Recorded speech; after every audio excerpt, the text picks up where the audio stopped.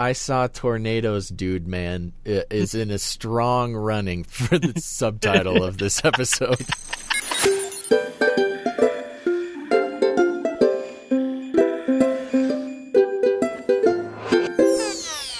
Hey everybody, your buddy Basil here, and you're listening to the Joyspiracy Theory. Welcome back. You made it. I'm so happy you're here. We've got an awesome episode for you. That's right, you read that correctly. BDK from Omega Frequency Radio. Wonderful guy, wonderful podcaster, and boy, has he got a story for us, ladies and gentlemen. But before we get into that, I want to take a second and thank the new Patreon supporters. Thank you so much, Brett. Thank you very much, Mama Cherie. And thank you very much, Jonathan. Hey, y'all, if you got those furry friends I need to give some shout-outs to, go ahead and email me. We got to get those pets on the air, baby. They're underrepresented in the digital audio medium. Anyways, thank you guys so much for the support on Patreon. And if you guys are interested in supporting the show, keeping it going, really taking some ownership here in this world where we get advertised to all the time, we ain't gonna do that here.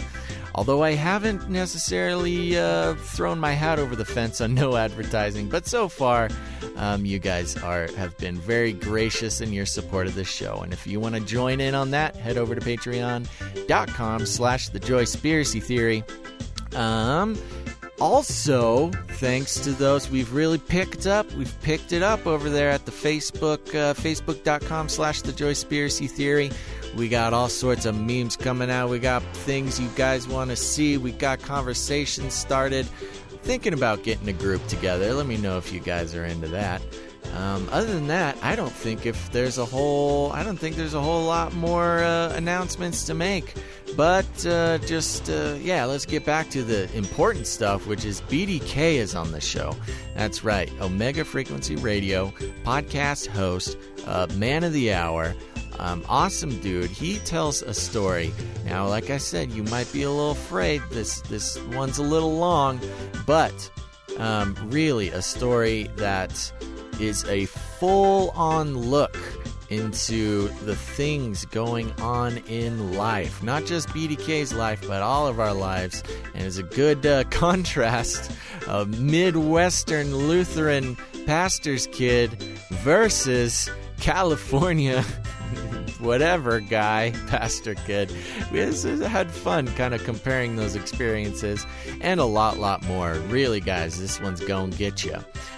So I guess just strap on in because there's not much else to say. Get ready for that Skype ringtone, baby. Here we go. Hey, homeboy. Hey, buddy. How's it going, my man? It's going good. Am I coming through okay for you? You're sounding so crisp, so nice. Might be the highest podcasters, right? Yeah, one of the highest quality TJTs that there's gonna be.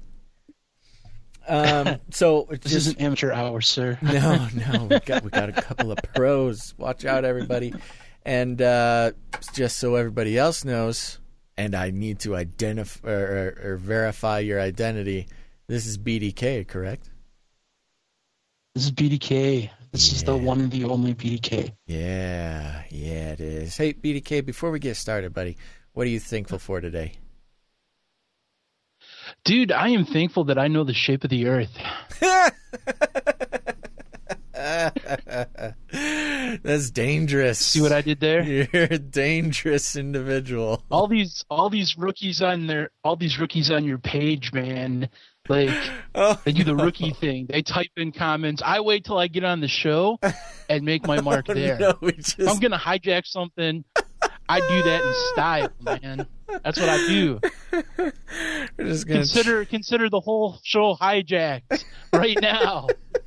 By a dude who doesn't care one bit what the shape of the earth is. No, but I'm going to hijack it anyways. You got in, man. You got past my guards, my firewall. It was man. All set up. That was good. That's all it was. And for those... All right, we're done. I'm going to disconnect it. That's it. Just I know what shape it is. Bye. Oh my goodness. Okay. All right. Well, we're definitely going to get into that. But I mean, that's a good thing to be thankful for. In this day and age, man, you can't take that for granted. Oh, my goodness. For those who aren't aware of this extremely public inside joke happening right now is, yeah, you know, of course, the Flat Earthers, very passionate people. I'll give them that. Very passionate, very... spend a lot of time. I'm not sure what side of... I'm still not really positive what side of the ball you're on, but maybe we'll find that out. But yeah, there's a little hiccup in the old Canary Cry community, but it's all good. We're all friends here. Everything's good. And, you know, no matter what shape of the earth you think or know it is, we're all the same in the eyes of Jesus. So, amen. Yeah, were you taking a drink right there, just at the most inopportune moment? I was, because I'm assuming since we're both pros, you have me on a separate track, right? Yeah. Do you edit me out? Yeah. Or don't we do that? Are we unscripted? Are we unscripted tonight? We're just gonna let it fly and. Yeah, this is pretty nice. This is a pretty raw experience. I have been known to like edit some like bathroom breaks and some. You know, some people maybe get a little too comfortable, say something they don't want to say. I oblige, and they'll take that out, that sort of thing. But more or less, we're pretty raw here, so watch yourself. Don't say anything that'll give me any more work later on. But for those who don't know who you are BDK. You are the host. Well, I could give you an intro, but why don't you give us like a nice little rundown of what your work consists of? So I am I guess you could say, host of Omega Frequency, although like I have co-hosts and things like that from time to time. Like my boy Phil Baker, we do like Ready with an Answer, where listeners throughout the month write in biblical questions like, what is the shape of the earth? And then we spend 15 minutes not answering it. That sounds like a good time. Yeah. But basically, we started Omega Frequency, me and a friend of mine who shows up from time to time on the show, who's more of a behind-the-scenes guy. We started it about 3 years ago or so, and we drop episodes on Mondays, and we interview people. We do question and answer shows. We do live shows. We do unscripted shows where I just say a bunch of random stuff off the cuff, and let the YouTube comments go where they go. Yeah, and get yelled at a bunch. Yeah. I'm a basic instigator of shenanigans, is what people call me. Okay, so I think it's good. I think the word that I've heard on the street really confirms everything you're saying, so that's good. I don't have to spring any surprises on you. Well, that's awesome, and I'm glad to have you on the show. You know, I gotta say, I think we orbit each other pretty well as far as like Facebook, and I think we share a lot of listeners and talk about a lot of the same subjects. We haven't really had a whole ton of contact with each other, though. So this is a great. This is going to be a good time. It's a great opportunity to make another friend. Well, thank you for having me on, man. I was always a big fan of Canary Cry. I did a co-episode with Gons and Justin once, but. Yeah. I'll tell you something, man. I'm not just blowing smoke at you because you were gracious enough to have me on, but this last year has been a rough year for me, man, especially with a lot of stuff that's been going on with my mom. And I understand why you have a Joyspiracy podcast now. Like, I never really got too much into it until like maybe 3-4 months ago, and I just started listening to the back catalog. Yeah. And I'm telling you, man, these testimonies that you bring on and the joy and the laughter, and, you know, we traffic a lot of times in some dark things, and sometimes life gets dark. And your show really is awesome. It's really blessed me over these last few months, man. So it's an absolute honor, privilege, and joy to be on your show, man. Well, praise God. I appreciate that, man. And you know, it's high praise coming from such an artist as yourself. So, no, I'm really happy about that. And I've said it many times before. I just sort of trying to do my best to be obedient and hope that somebody listens, and I'm just I'm very blessed by that. So thank you very much. Sweet, man. Yeah, absolutely. And so one thing that I kind of would just like to get out of the way, just so it's all on the board, and because, you know, I get a lot of flack for not using my slave name as the one with which I do my work. And by that I mean the name Basil, not the one on my birth certificate, but it really ruffles a lot of feathers. Now, you can correct me if I'm wrong. I might be being presumptuous, but I'm assuming that BDK is not your birth name. Can I answer this like Jesus, man? Can I be like, I will answer this question if you can answer me a question in return? Please answer. Who's your favorite luchador? Do you have a favorite luchador? You know, I or is it whatever mask was cheap on eBay that one time? You're right. You know, well, that particular mask, I'm pretty sure is a Nacho Libre mask that nice. my friend went to Mexico one year, and I mean, Nacho Libre just must have been like popular that year because that's what he came back with. And funny enough, not only did he bring that back one time, but he brought it. He went to Mexico again and brought it back to me again and forgot that he had given me the first one. So I actually have 2 Nacho Libre masks. Although, fair enough. Yeah, all right. Although I think getting like super into luchadores would be super fun, but I just don't have the time. You know how it is.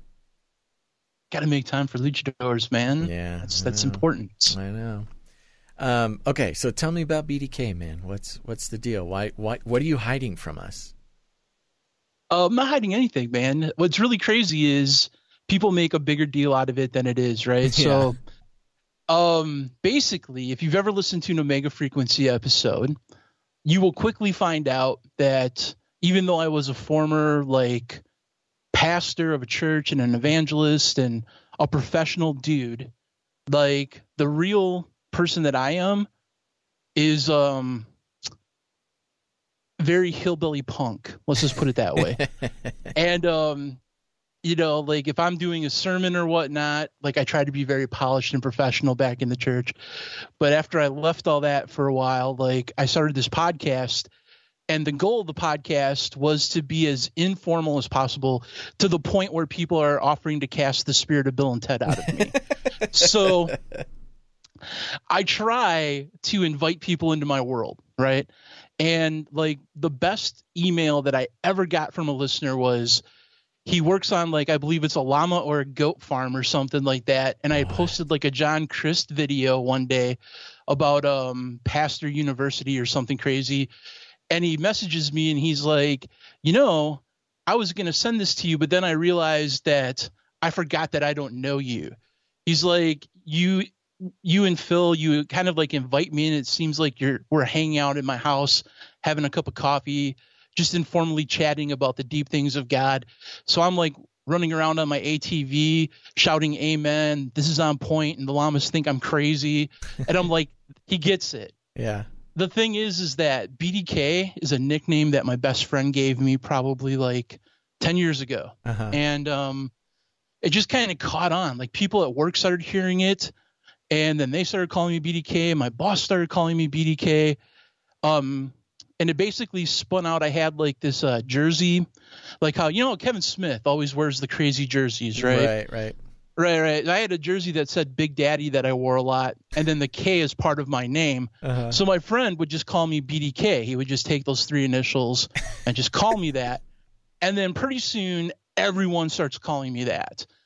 And people that know me, like if me and you knew each other's real name and we were friends, like you would still call me BDK. Like that's Justin funny. Knows who I am. He calls me BDK. My wife sometimes calls me this. My mom has called me this.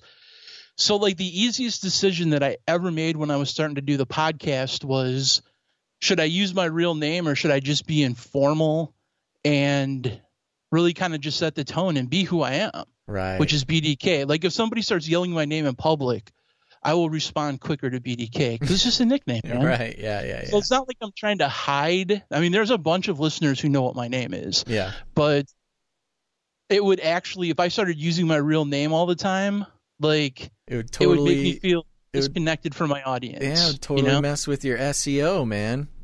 Right. People wouldn't know how to find you. That, and it just sounds cool. So, like, if anything else, I'll just go with that, right? Well, it definitely sounds cooler than Basil. Basil, I've found, is a little too European for some people. Why don't you just go Baz? I do. I mean, I often like do. You too, or something. You know? Yeah, some people hit me with the Baz. I've my Patreon account there. I do a show called Ask Baz, and that's fun. So yeah, I think maybe when I hit a certain level of street cred, maybe I'll go by Baz. Well, there you go. Okay, well, good.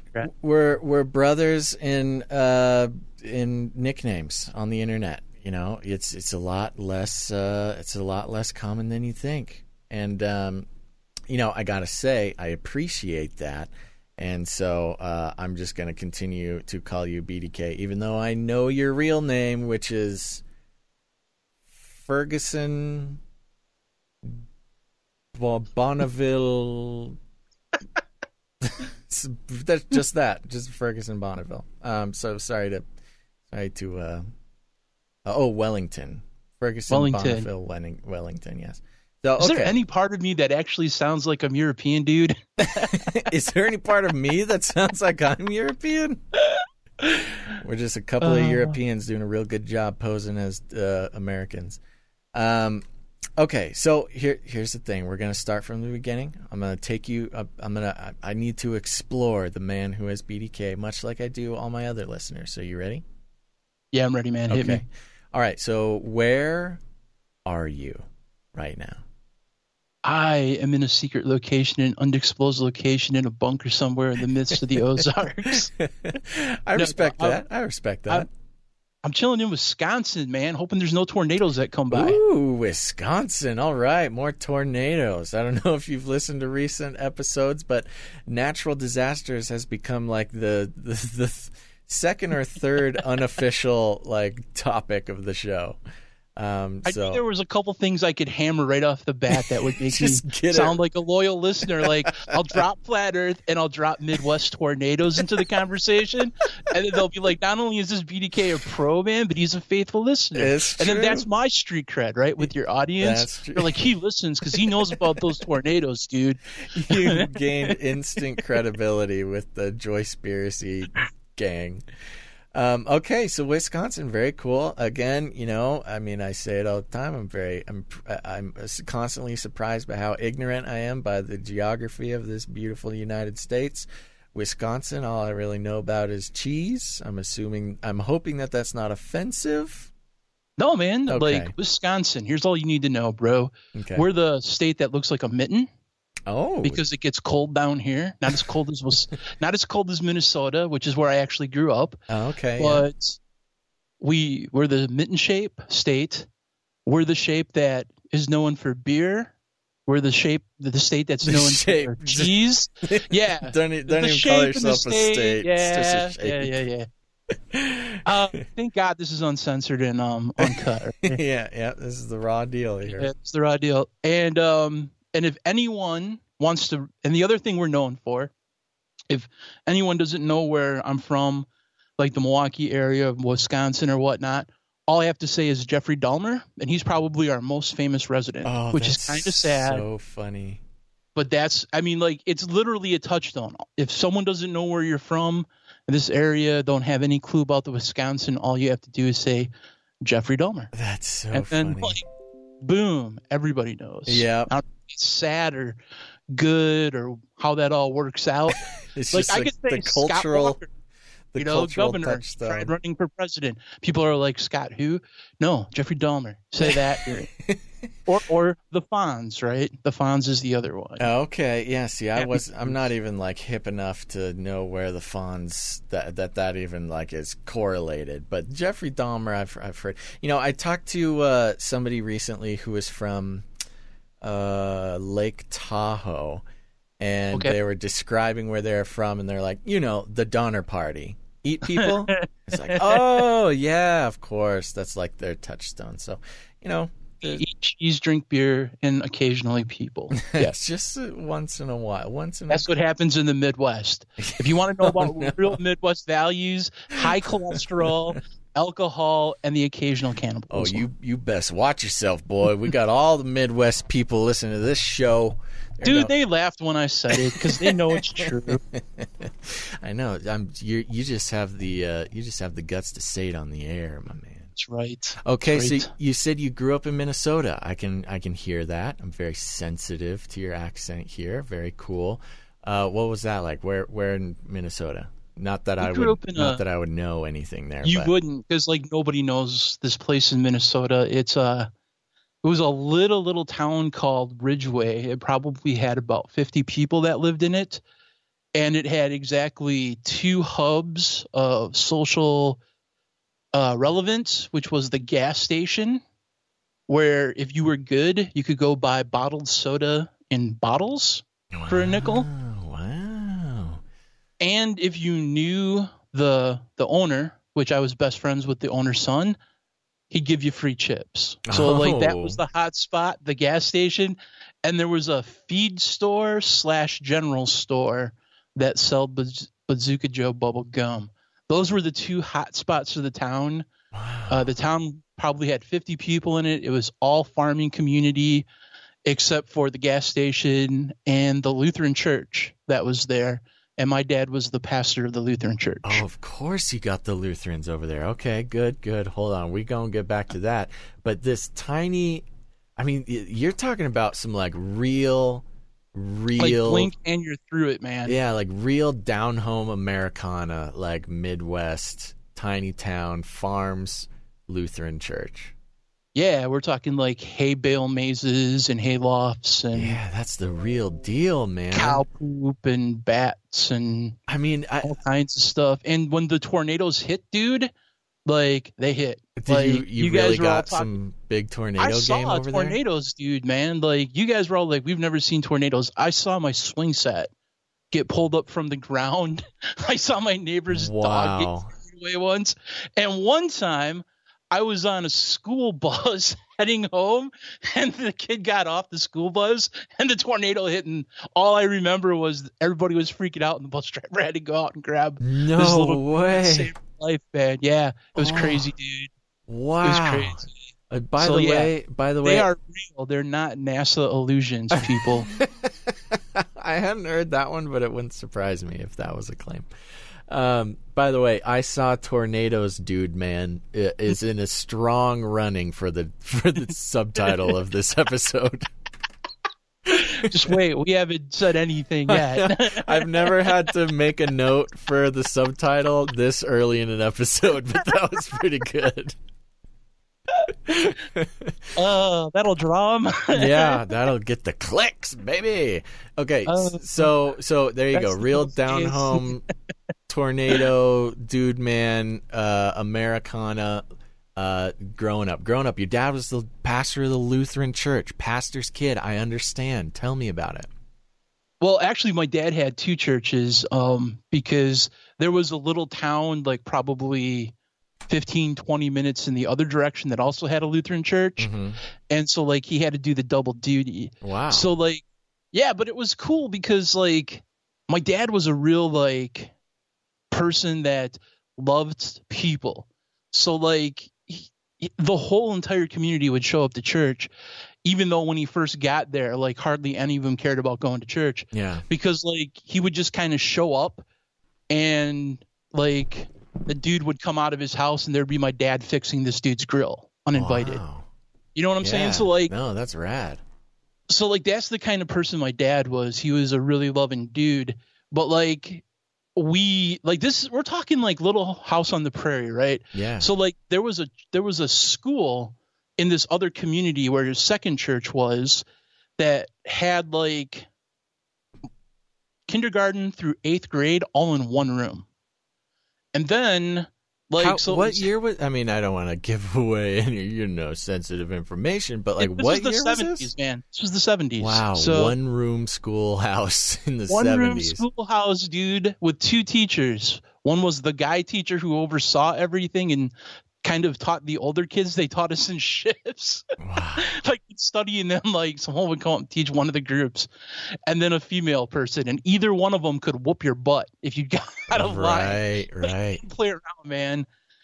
And we're not like talking nuns in a paddle. They would just take you out and back and bam. No, this is real down home. And then say, I'm telling your dad too. And you're like, no, just hit me again. Just hit me one more time. Just don't tell my dad. That's good. But like, no, this was like super Little House on the Prairie. The cool thing about the town, man, was that everybody knew everybody. Like bonfires almost every night. Like, we'd all get together and watch Dukes of Hazzard on black and white TV because like the signals weren't really good. Wow. It was kind of cool, man. But what wasn't cool is like we were dirt poor though. Like for reals, like nobody really had a lot of money. So like we got people's tithes and offerings, if you want to put it that way, even though Lutherans aren't really tithers and offerers. But like there wasn't much money in the collection plate, but like there were milk, eggs, really, chicken meat, bacon. We had one dude that I'll never forget who always had Hershey bars for us. Like, and then he was my favorite because who didn't love Hershey bars? Yeah, that's like, we take that stuff for granted, man. But like back in the day, when like, you know, you were happy to get the bag of chips from the gas station, like a Hershey bar. If you went over to that dude's house, that was amazing, man. Yeah, that's like real Old Testament tithing going on there.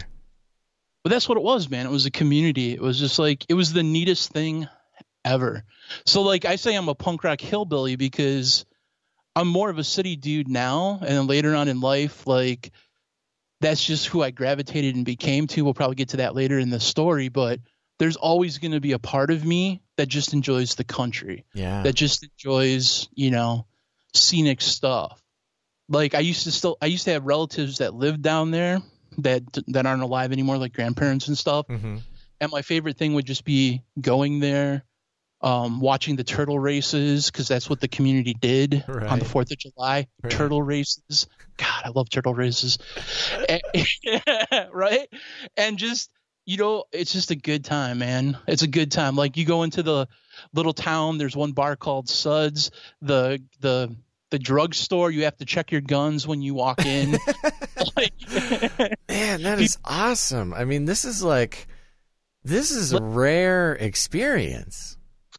Yeah, man, but I'm telling you, man, people, and you know, it's a lot of Norwegian people down there and a lot of like, just general, like, give you the shirt off your back sort of people, man. So there's always going to be that hillbilly part of me that's just kind of, I'm part redneck and part punk. So yeah, that's awesome. Now, you were growing up, your dad was a pastor. Did you have brothers and sisters? What was your family like? Okay, so my mom and dad got married really young. After I was born, I had a sister that was 2 years in front or behind me. And then I had a young baby brother who, when I was 9, was born. And then my dad died like right after that. Oh my goodness. Yeah. So like we had this like baby kid like running around causing a bunch of shenanigans, but it was kind of like a sad time because that's when we had to move. Yeah. Because the only thing that, you know, the only reason we were there living in this parsonage, which helped defray, you know, the cost of living, like, because we had a parsonage to live in. Yeah, those Lutherans, man, they take care of their people. They do, but unfortunately, like, if the pastor dies, you're out of luck because they're not just going to let everybody stay in the house. They have to bring in a new pastor. Right. So they have to make room for that. So, like, we ended up moving to Wisconsin where one of our grandparents were. And okay. so, and your mom there, you're saying you were with your mom, you and your brother and your sister and your mother? And my mom. Yeah, we moved in with my grandparents for a while my mom went back to school because she never finished college. Because, like, you know. Well, she was. My father. Was marrying. She was marrying a Lutheran pastor. Hey, you just need to, like, produce some kids and we'll sing some hymns and it'll all be good, you know? It's like summer camp. It's great. That's exactly it, man. Go to the country. Like, it's Little House on the Prairie meets summer camp. Wow. Okay, so you said you were 9 when you moved out of Minnesota there? Yeah, I was. Wow, that's rough, man. I'm sorry. I don't mean to move past that. I'm sorry to hear about your father. And yeah, obviously, as you know, if you're a listener to the show, you feel free to skate right by things. But was it like a big surprise, or did he get sick, or was it something? It kind of just came out of the blue, actually, but not really. So, like, here's the thing. Like, my dad was always on the go. So he had 2 congregations. He was always hustling to just love on people and do things. But like his family, like his brothers and his sisters were all over the country. And my uncle was in the Air Force over in New Mexico. And him and his wife were going to get a divorce. And my uncle would have been my legal guardian in case anything would have happened to my mom and dad at the same time and stuff. And it was really like his closest friend was his older brother. Yeah. So he goes down there and, you know, like there was probably like 10 kids in the youth group. So like in order to assuage the small communities, like we're going to make a youth group setting a missions trip out of this. So like a missions trip to New Mexico. Right. So it's like, we're going to go down to New Mexico. We're going to visit the Carlsbad Caverns and we're going to do some Christian stuff and then maybe some rafting and, you know, that sounds like a blast, actually. Stuff. Right. But he didn't tell us that. The reason he was going down there was because he wanted to talk to his brother who was going through like a really hard time. Yeah. And come to find out that, you know, like when you're living in this community, there's no such thing as health insurance. There's really no doctor visits, you know. My dad, he had diabetes and he had some other medical issues that he was unaware of, that he just wasn't taking care of himself. And he knew that he was in pain. He knew that he probably shouldn't attempt this big stressful trip with like these 10 kids and his family and going down to these different states. Because we didn't take a plane. We drove down. Yeah. That's a long drive. In a church van, dude. Yeah. In a 70s church van. So yeah, it paid me enough to do that. No, it was crazy. And he came back and like 3 days later he was dead. No way. Like it took a toll. Just the like, stress or something? Yeah, man. I remember waking up and Dad wasn't there. And one of the lady who played the organ at the church was in our home. And my mom wasn't there. And the lady's explaining that my dad went to the hospital and that my mom was at the hospital. And I didn't think my dad was going to die or nothing because I was just whitewater rafting with the dude a couple days ago, you know? Right. So, my mom comes home and I'm kind of worried about my dad. And I'm like, when can I go see Dad? And she's like, you know, Dad doesn't want you to come because he has all these tubes in him and stuff like that. And don't worry, there'll be plenty of time to see Dad in a couple of days. And there just wasn't time, man. Yeah. And what's really crazy is when my dad died, there wasn't room in this little church for everyone that came because people came from all around America to see my dad, dude. Wow. Just from the people that he met and loved in life at seminary and where he grew up. And oh man, I'm gonna get choked up. No, that's okay. I mean, it's oh my gosh, he sounds like such an awesome dude. He was, dude. Like, I'll tell you just like one more story about my dad, and then I think that can explain it. Okay. Like, we had 2 big purchases in our house in 1 year. That was like, you know, like forget Jesse Duplantis buying a jet. Like we were happy because 1 year we were going to get a color TV finally so we could watch the Olympics. And my dad was getting a new coat because winter was coming. So we had the Winter Olympics and Dad was getting a new coat. Yeah. Which he sorely needed.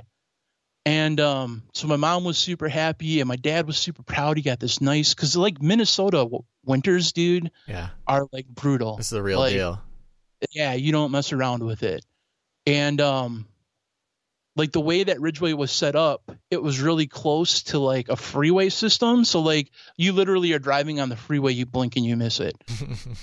But like my dad was on the freeway and he saw a hitchhiker who was walking on the streets, and my dad pulled over. He was always giving rides to hitchhikers. He was always just picking people up and telling them about Jesus and whatnot. And it was the 70s. People did that more often. So there were many times that I was with my dad that, I saw him do this. And I remember, like, he came home one day and all I heard was just yelling and screaming from my mom because he gave away his coat. Just something he picked up. And he saved up pretty much all year to make a purchase of a coat and a color TV. And we're not talking like a giant, we're talking like one of those old ones with the rabbit ears that you put tinfoil on. Right. We're talking like, the 70s, man. So like, but that's the type of guy my dad was. Yeah. Like, this dude needs his coat more than I do. I got a heater in the church van. Yeah. And he doesn't. Wow. So in this, excuse me. I mean, in this day and age when, like, I don't know. It's a different time. It's 2018, and pastors get so much guff. I mean, forget like this from the secular world. I mean, there's where most secular people only really come in contact with, like, I don't know, televangelists or kind of street evangelists who are sometimes they're a little rough around the edges for these people. And even within the church, within Christianity, pastors are pretty like beat up on a lot. I would say. I think one who has spent some time in leadership in churches. I mean, it's real easy to like talk about, oh, pastors are this or oh, pastors are that, but it sounds like your dad was like really, I mean, like the type of guy that could change somebody's mind about that. Oh, he did. And his thing was he just loved to talk to people. So like some of the people that we knew, some of our best friends down there were atheists that were hippies because it was the 70s, or they were tripped out, burnouts, trying to live in this. We had like one area that it was more commune than farm. You know what I'm saying? Yeah, for sure. And like they would come to church, just because. And it was the strangest thing ever because like the Lutheran Church back in the 70s, man, that was no joke. Dude. We were from the strictest synod, which was the Wisconsin Evangelical Lutheran Synod, or the WELS, which they have them in California, so it's not just a Wisconsin thing, but it's like it's one of the 4 branches of Lutheranism. And this one's the strictest one. And back in the 70s, it was King James Version Bible. It was red hymnals. It was organs, like anything other than an organ, demonic.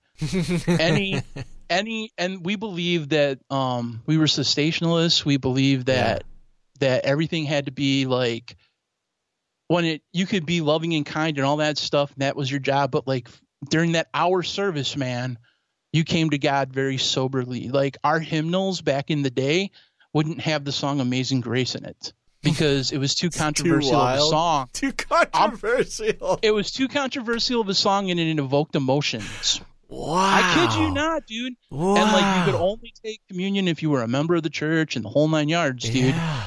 Like old school Lutherans that are WELS that are listening, they know. Like they know what I'm saying is true.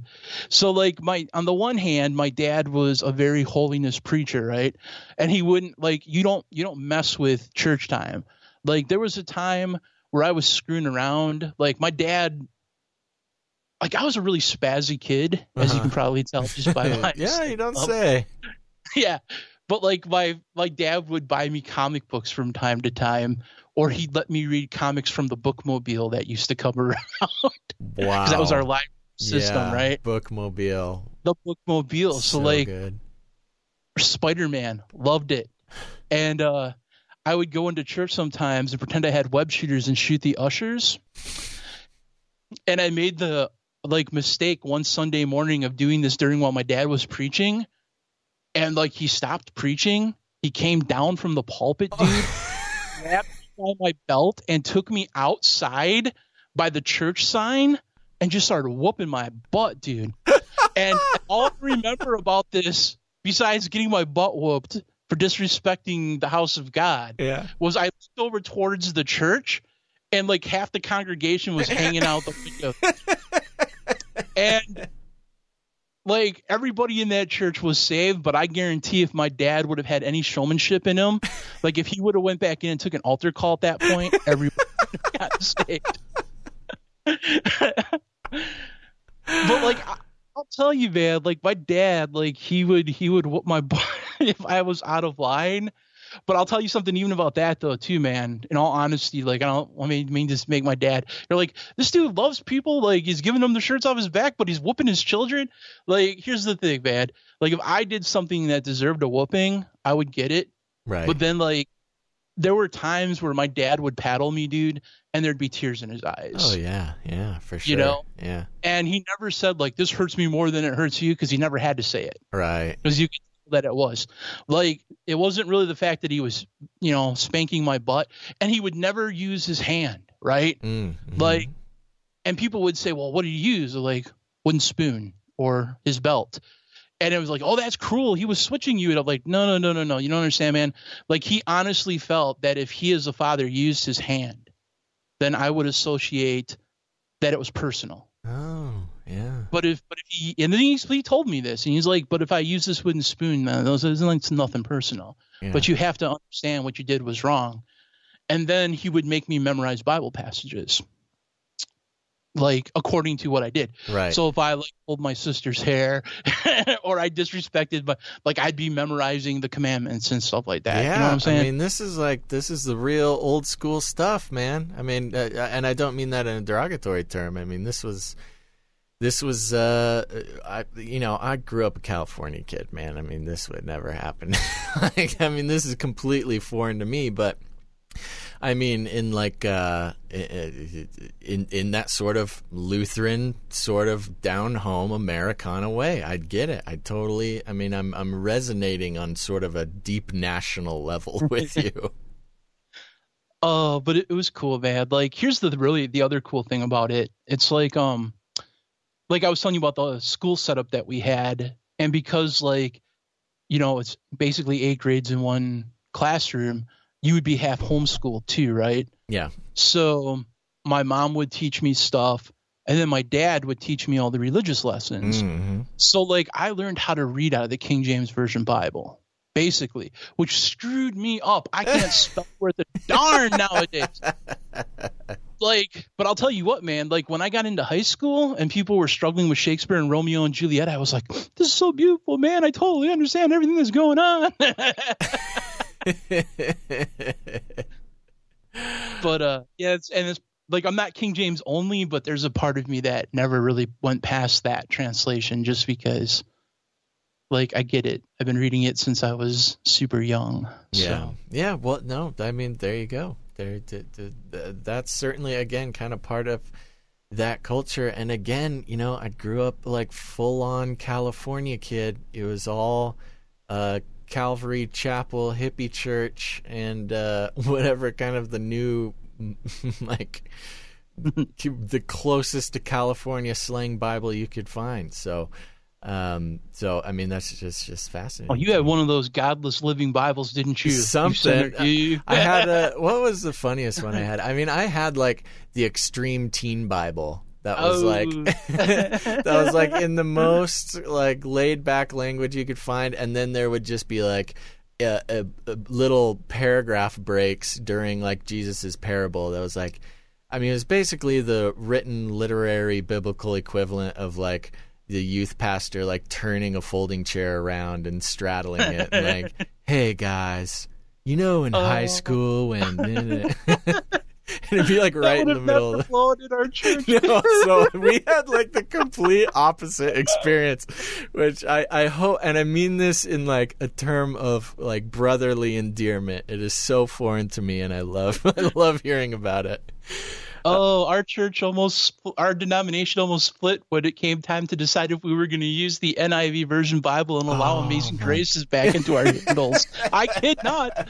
Nowadays, you go into a Lutheran church and there's Amazing Grace in the hymnal, and they're using the NIV, and they think that's hip. You know what I'm saying? Yeah. Well, it's interesting because the Lutherans, I mean, they're and as you mentioned, there's different kind of branches of the Lutherans, and they tend, I mean, there's at least a branch of Lutheranism nowadays that's pretty liberal, pretty loosey goosey. Yeah. So that's not to be confused with your experience, I guess. No, and the craziest thing was, man, even though there was all this restrictiveness, right? Mm-hmm. Like the thing I wanted to be when I grew up was a pastor. Yeah. Because not so much that I love the Lutheran Church because I really had a lot of issues with it. Yeah. But I love the way my dad was. Yeah, totally. And I didn't know until we moved to the big city about TV evangelists. I didn't know about corporate religion. I didn't know about any of this stuff. Yeah, so tell me a little bit about that transition. Like, it was crazy, man. Like, I went from every night, like, going to sleep listening to crickets and cows to being in a bedroom where right outside my window was a bar that closed, a really rough bar that closed at 1:00 in the morning. And people were fighting and yelling and screaming. And it sounds like a nightmare. Like I was disturbed for a little bit, you know what I'm saying? Like, it's like I couldn't figure out how to sleep. And then it gets worse because like then I can't sleep unless there's noise now, you know? Right. So that kind of happened. But like I don't know, like I went to Lutheran school. Like that's like the cool thing is they still take care of you, you know, like they're not, you know, like they're going to let you still go to Lutheran school. And like we were going, like my grandparents and my grandparents' father and mother and stuff basically were founding members of the Lutheran Church where we were moving to. So like our family was known within the church. Like my uncle was on the board of elders and was an usher and all this other stuff. Yeah, so like, you're like I had fully integrated. I was already integrated no matter what, you know. And then what's crazy about the Lutheran faith in the Wisconsin Evangelical Synod, the best way to become a pastor is they actually have a preparatory school. And you go from, you know, like you graduate in 8th grade from parochial school, and then from your whole high school is spent on the same campus as the college, and it's all off campus. So it's like I moved away from home when I was like 12. Wow. And yeah, and what they do is like, well, most kids are learning like, you know, basic math and stuff like that, or shop. We're taking Latin. We're learning like the history of the Old Testament. We're learning about, you know, all of the different cultures that lived in the Old Testament age. So basically they're prepping you for the college portion, right? Yeah. So that when you go to college, you already know Hebrew, Greek, Latin, all that stuff. So they can really focus on the theology. And then you go to seminary after that, and then you become a pastor. So I was on track to be a Lutheran pastor because that's what I wanted to be. I wanted to be like my dad, you know? Yeah. And unfortunately, dude, I didn't have the social skills to handle that at the time. I really didn't, dude. Out of all that, the social skills were what was holding you back. It was the social skills, dude. I was kind of like an outcast. Like I didn't really fit in because like most of these people came from money, well-to-do families. It was all very cliquish. Yeah. And you were the little hillbilly kid. I was the little hillbilly kid that was there because my dad was a pastor and I got a break on the education, and I never lived away from family before. Like I was still processing a lot of the grief that I had about my dad's life. I was going to the exact same prep school that my dad went to when he was a teenager. So like I could literally go into the yearbook room and find pictures of my dad, and it was kind of crazy. And because it shared space with the college, and you could pretty much, as from a certain time, like after classes were done, you could sign yourself out. You could just cruise around town, do whatever, come back for the study periods and whatnot. And man, I just had a really rough time. And then like things got really dark and crazy, like while I was there. Really? And yeah, man, it was crazy, dude. Like, so like, here's the thing. We were reading a bunch of stuff in the Bible, and my favorite book in the Bible was the book of Acts. Love that book. Yeah. For confirmation, I had tried to memorize a good portion of it just to impress my pastor. Wow. And that's impressive. Yeah, I tried. I didn't successfully do it. And But it was impressive because it was memorized in the King James, and he was like, "Whoa!" Yeah, because we had switched over to NIV at that point, and you're like, "That's old school, much love and respect." No, but I loved it because this was this crazy book about this church that, you know, moved in supernatural power, and all these exploits were going on, and demons were getting cast out, and I was more fascinated than that by then, like Jesus performing miracles.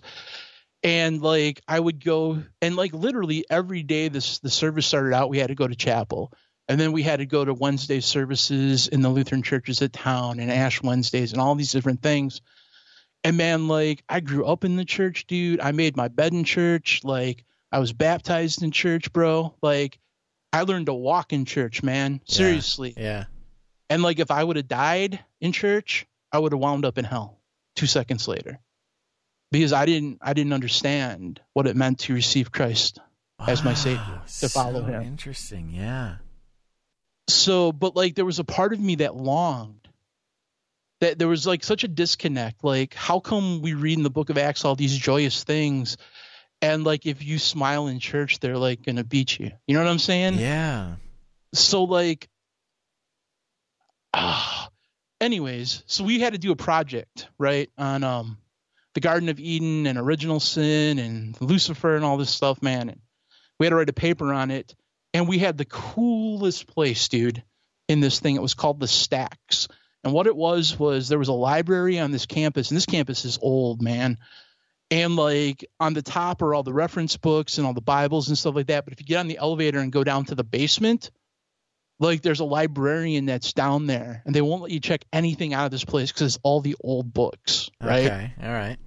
And it's like you go down there, they won't even let you photocopy stuff. You go down there with a pen and paper, and you find books and you take quotes from it. And I was trying to, you know, be impressive and look some stuff up. So I'm looking up the devil and whatnot down there. And I came across like a book of like tales, dude, of like people that were witches and people that were possessed by demons and stuff like that. It was really creepy because this stacks, right? Yeah. I mean, it just sounds ominously cool. Like nothing supernatural happened. No like boogeymen or goblins popped out at me or nothing like that. But I felt like really weird just sitting down there reading this book of like stories of people that basically could summon demons and do all this crazy stuff. Yeah, and I'm reading the stories about this, man. The real supernatural stuff. Now, is that spooky as heck down there? Yeah. Sorry to interrupt. I mean, I want to know how this ends, but before that, I mean, in the Lutheran church that you grew up, I mean, was this like supernatural sort of worldview active? It was downstairs in a basement for a reason, bro. Okay, that explains it all. Like, we believed that all that stuff only existed for one purpose, and that was to lend authority to the apostolic calling of the apostles. Okay. So that basic cessationist logic. But like, I remember two things that happened in that moment. The first one was I felt really just eerie sitting down there reading this thing, almost like I was doing something super cool, rebellious, and forbidden. And the second thing that just was like a seed planted in my mind was, where's this power? Ooh. How come the devil gets to show up and do stuff that the church can't? Like, I see his side continuing in the book of Acts. How come it's not working the other way? Right. You know? Right. And so like I became really disenfranchised or whatever it is. Like, I'm hillbilly. I can slur my words and whatnot. That's good.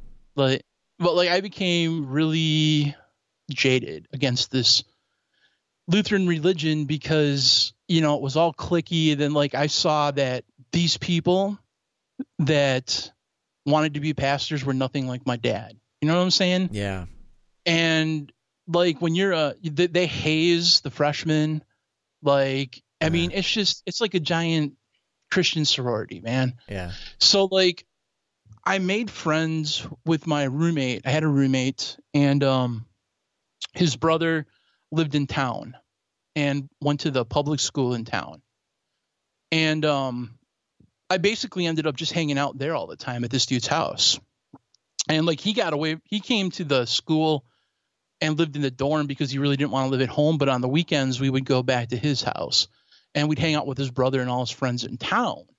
Now, all of his friends in town were like metalheads, right? And we're talking, this is the glorious 80s, Baz. This is the age of Metallica, Poison, Slaughter, Slayer, you know? Yeah. How dare you mention Slaughter and Slayer in the same thing, you poser? Next you're going to say cute. No, never.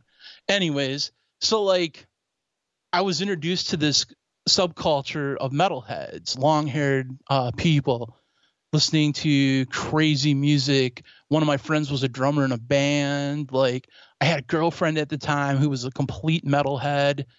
So I was living this life away from this church element, right? And I was smoking cigarettes, drinking alcohol, partying, listening to all this crazy music. Like I'd go into class and I'd be wearing Poison shirts and stuff like that. Whoa, and everyone would bro. Yeah, everyone would be like freaking out, right? And it all kind of melted down. Like my grades were slipping. I really didn't care about being there anymore. And one morning I don't even know what happened, bro. All I remember is that I woke up with my girlfriend's earring in my ear. Like she had pierced my ear. And it was a cross earring, so she got points for being religious. But I woke up in pain. My ear was infected. Oh, no. Like, I have no idea how it got there. The point of no return. But, like, my girlfriend gave it to me, and I loved my girlfriend because she'd write her name on my name on her shoes, right? And that's love, right? Yeah, that's gotta sure. Be love that's biblical, I'm pretty sure. Yeah, like, give that girl a cow, man. Marry that girl. Give her a dowry. She wrote your name on the shoes. She's loyal. No. So, and she loves you enough to give you an earring. So anyways, I didn't want to take it out. And the pastor, who was also the dean, comes in and sees this thing, and he's super angry, man. You left and he's it in and you went to school? Dude, if she's going to be loyal enough to write my name on her shoes. You know, that's what they do with, like, I mean, that's like bond servant status. If you're talking biblically, I could at least wear this earring. Plus, I'm like, it's an earring. It wasn't even in the right ear. It was in the gay ear, nonetheless. And that mattered back in the 80s. Yeah, what ear sure. you pierced, man. So, and it wasn't like a starter stud or anything else. It was like one of those long earrings with a big little dangly thing in a fresh infected wound. Horrible. And the pastor's like, you got to take that out. You can't have that. And I'm like, why? And he's like, it's immoral. I'm like, it's a cross. How immoral can it be? And he's like, look, I'm telling you, you take it out or I'm ripping it out of your ear. Oh, no. And I'm like, that's real biblical, dude. And we got into a huge fight. And I got kicked out. I got expelled. Wow. Yeah. Straight up expelled. I got expelled from preacher school. My first year of high school. Didn't even make it all the way through my freshman year without getting from a preacher's school. Wow. Yeah. That was crazy. Standing your ground on the cross dangly earring. Oh man, I just didn't care though. Just a little bit of blood on it. Yeah, and then like I dang near lost my ear, dude. Like there's still a scar in my ear you can see if you look at it. So like I carry these marks in my burden as faithful buds. No, don't be quoting the Bible at that story. No, anyways.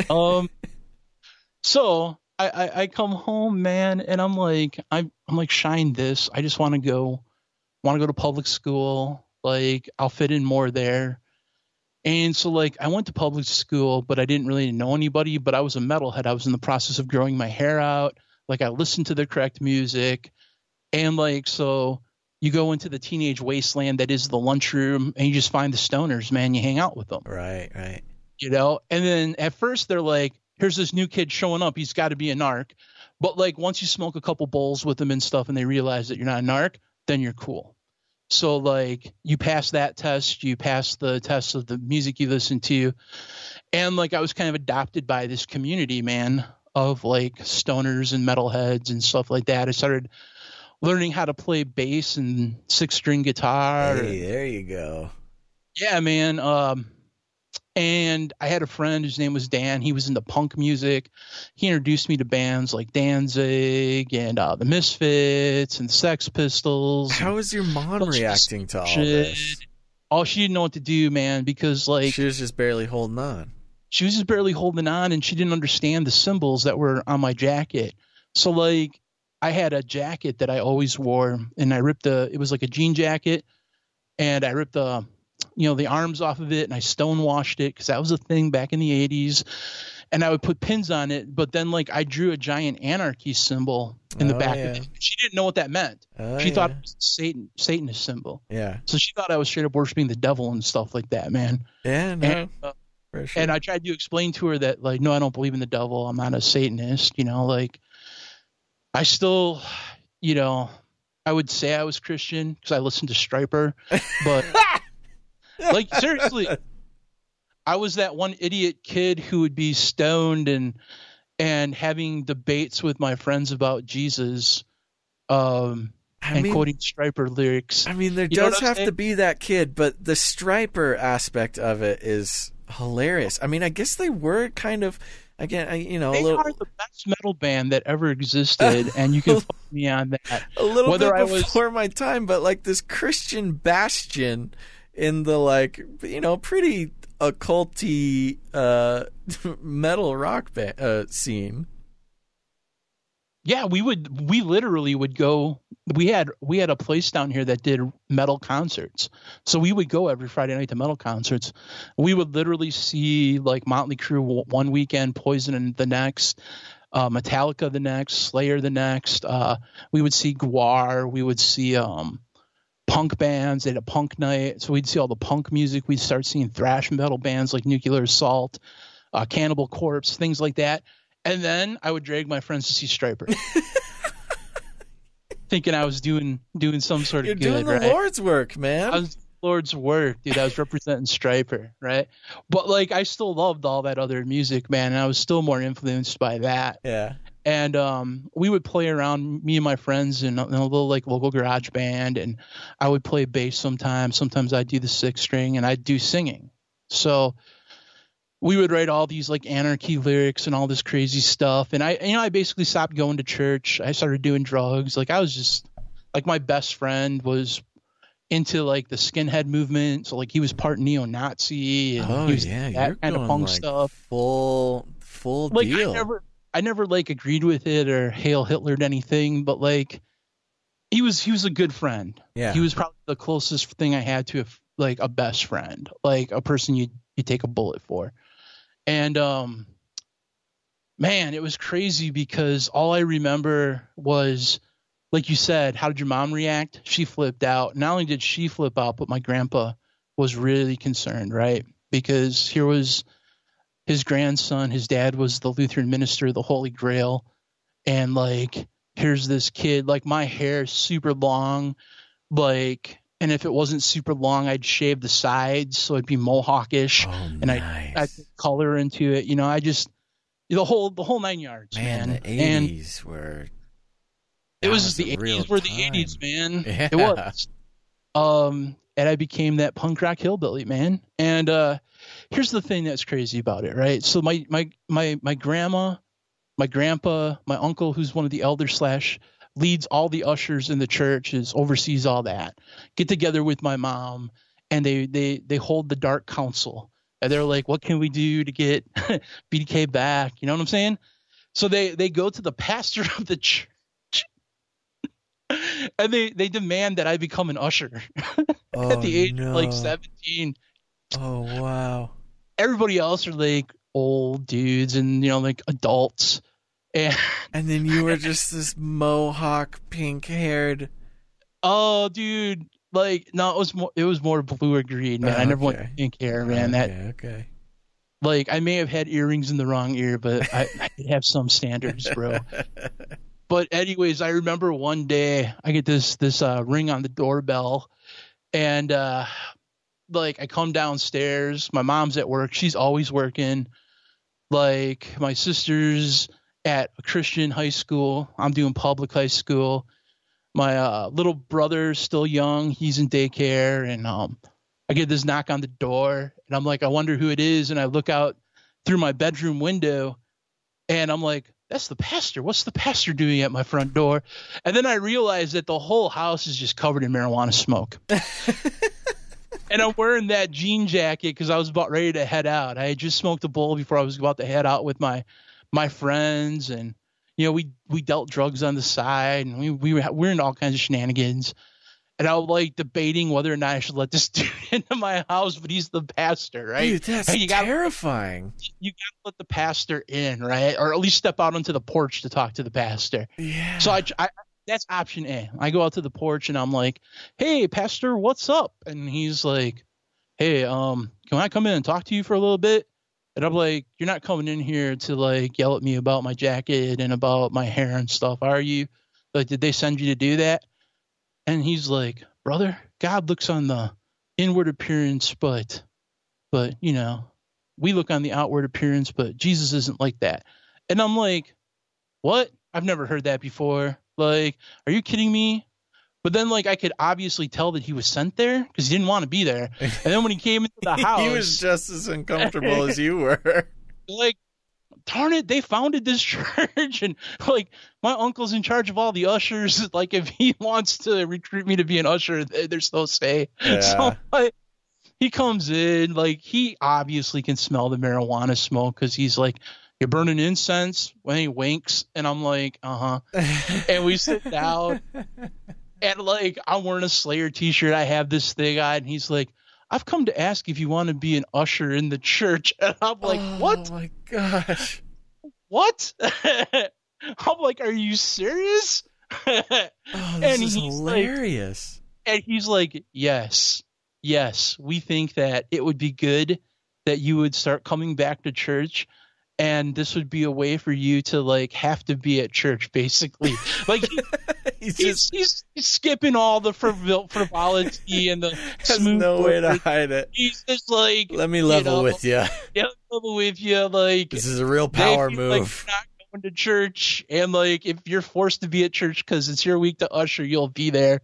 And like, here's the thing: like, you have like a system of beliefs that's based around the means of grace, right? Yeah. So it's like, it's not enough to believe in Jesus. What really keeps you saved is being baptized as an infant and then taking the Lord's Supper every couple weeks.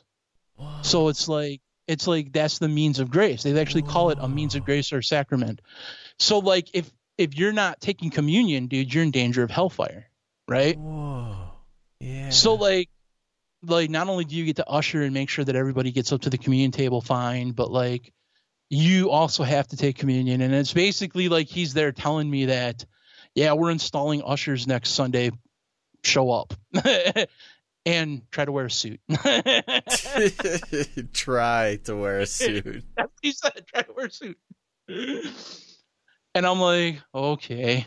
And so like the first thing I do is I call my grandpa. Oh my gosh. Like, I just got the strangest thing that happened because me and my grandpa were tight, dude. We were bros. And and when I went through a real troubled time later on in life, like I literally just lived with him and grandma, and it was like the sweetest time ever. Cool.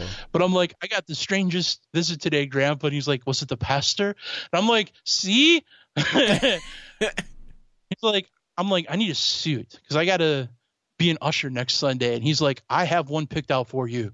And I'm like, really? He's like, yeah, I'll come over tonight and we'll let you try it on. And sure enough, he had a suit for me, and so the very next Sunday, I'm sitting there in church, dude. They got you, man. That's entrapment. It was, dude. But like, here's the thing, right? And I laugh about this now, but back then, like, this was moment number 2. Like I talked before about the stacks, like where's the power of God? Mm-hmm. And like the final dagger in religion for me at that point was, I'm sitting there, like he gets done preaching the sermon, and they're going to install these ushers, and he goes through this flowery speech about how Stephen and all those dudes were put in charge by the apostles, and it was a privilege and an honor to be an usher, and they were going to come and lay hands on everybody, and not Pentecostal lay hands on people, but the rite of ordination thing, whatever they do. And basically you're a glorified seater. and greeter. Right. And right. that hands out bulletins. And if somebody gets out of line, you have the power to check them out of the church. You're a bouncer. You're a Bible bouncer. Basically. They're making this huge deal out of this thing. Like it's some ultra special holy calling. And I'm like, right. I'm looking around. Everybody else is like super stoked. And I'm this punk kid, this hillbilly punk kid. Like, yeah, I'm here because this isn't really a special holy calling. This is church politics, and that's all this will ever be. There's no power. There's nothing in this. Nothing. It's all show. And from that moment, I showed up. I did the thing to make my family happy, but I didn't care about any of it. And I stopped listening to Stryper even. I didn't care about anything. No, yeah, man. Not like, a Stryper. Well, it turned out good because like their last album was against the law at that time, and they were going unchristian themselves. So, you know, I didn't really miss much till later on. They were going through a similar journey. As a Stryper historian, no. Anyways, yellow and black attack. No, okay. Anyways, so I'm sitting there just completely. I just don't even care, man. And my friend, that I was talking about before, my best friend, was having some really bad troubles at home. Skinhead Dave. We'll call him. Yeah, sure, we'll call him Dave. Skinhead Dave. Okay. Skinhead Dave. We'll call him Skinhead Dave. Okay. And so I was really ticked at Skinhead Dave because he was supposed to come with me and sell some pot to the jocks, which was always weird, dude, because stoners is the 80th things I've ever heard in my life.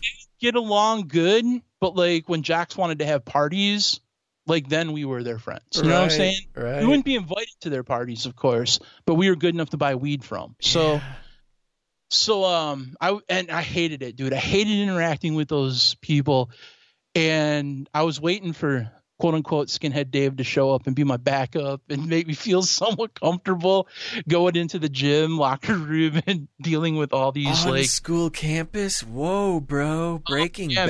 Man. No, man, like you got to understand something. We're also kind of a farming community where we live out here, but there's still a lot of farms out here, and it's still kind of like this isn't the inner city by any stretch of the imagination. Okay. But the median income of this area is pretty well off. Huh. But as far as I can remember, that school has always had a drug problem. As a matter of fact, like right now, the epidemic is heroin. Like that place, heroin beyond belief, man. Like this is just a rich enough community. It stinks like the inner city. They just have cologne that they can afford to put on it. But like, so I'm mad. I go over to Skinhead Dave's house and I'm like, where the blankety blank were you? I had to go deal with these jocks and blah, blah, blah. And then I stopped because I realized that this dude was bruised all in his face. Like somebody kicked the living daylights out of him. Oh, no. And I'm like, and I stopped. And then I didn't care about, stupid drugs and stuff like that. I was just like, I knew instantly what happened. Like his stepdad was beating on him again. And what had happened was he went and stole cigarettes from his dad while his dad was sleeping. And then came in his room, smoked cigarettes that belonged to his dad. Then in the middle of the night, the dad woke up to get cigarettes and found that there were 3 cigarettes missing from the pack. And he came in with a switchblade. Whoa. And put it up to his throat to scare him. And then when my friend tried to act tough, just beat the crap out of him. Oh, my gosh. Yeah, man. It was an abusive relationship. The mother was scared. Like, this dude was a real piece of work, man. Yeah. And violent. And he was like a black belt in Kempo. So, like, he was a small little Irish dude, but, like, he could, like, take on 10 dudes and Jackie Chan them. You know what I'm saying? So, like, if he wanted to lay a beat down on you and if he was drunk and had that Irish temper go off, man, like, it was no good. And it was the first time I ever seen my friend cry. Like, he just broke down and cried because this dude was, like, tough as nails, man. Yeah. Like, he was kind of like my guardian and my protector. And he was just broke. And he was just like, I wish I could get this SOB back. Can I say that? Can I abbreviate? If not, edit. Sure. Yeah, no, that's good. That's as wild as I get with the language. You're a wild man. So we were up in his room, and he's just like, what can I do to plot revenge, and so on and so forth. And I can't even tell you, dude, where this thought comes from. But like, I remember instantly in the stacks, people that could summon demons. Ooh. And I'm like, dude, we should get in a Ouija board. We should summon a demon and send it after your dad. Oh my gosh. I don't even know why I was saying it. I don't even know. I didn't believe in that kind of stuff. Like, I pretty much was agnostic or maybe even atheist at that point, but like, I remembered it, like these stories of people that were able to summon demons. And my friend looked at me and said, I'm going to go get a board game from Toys R Us and that's going to work. And then like the next thing out of my mouth, and I don't even know why I said it, was, not if we make our own, pour blood on it and offer it to Satan. Oh my God. Whoa, man, overboard, man. Dude, I didn't know that would work. I don't know, man. It was just a traumatic experience to see my friend like this. Yeah. And I didn't know what to say or do, So like we took a giant piece of cardboard. We wrote all the stuff on it. We taped up the sides with some glow in the dark tape. We turned off all the lights. We did like a blood pack. We put our blood on this thing and we prayed to Satan. No way. Whoa.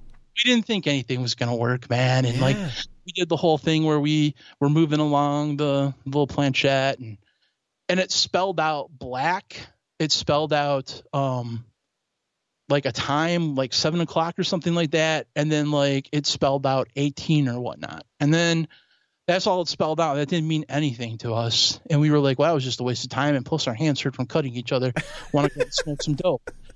And he goes, well, let's at least write this down on the back of the board in case it means something later. And I'm like, yeah, whatever. I just want to get high.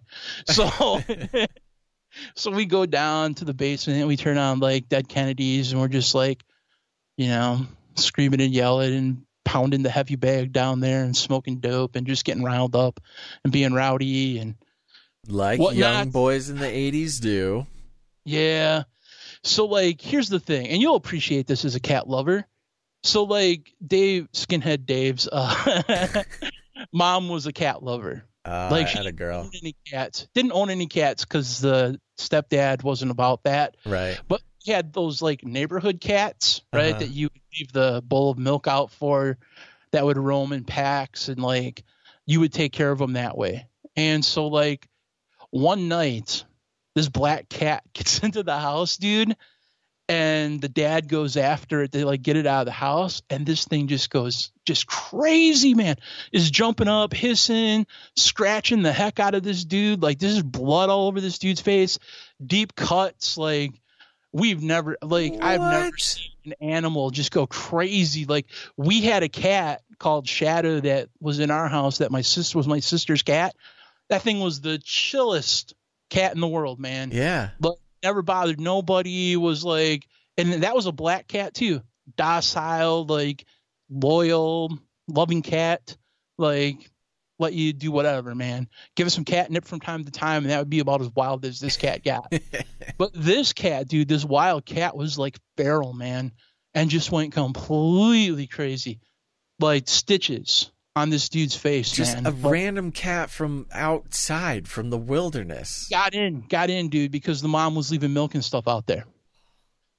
And me and my friend are watching this go on, and I'm like, this is amazing. This is payback. Like, what's going on here? And I didn't think anything of it, and I turned to see – I wanted to see the look on my friend's face, dude, because I wanted to see that smile, right? Yeah. And he wasn't there.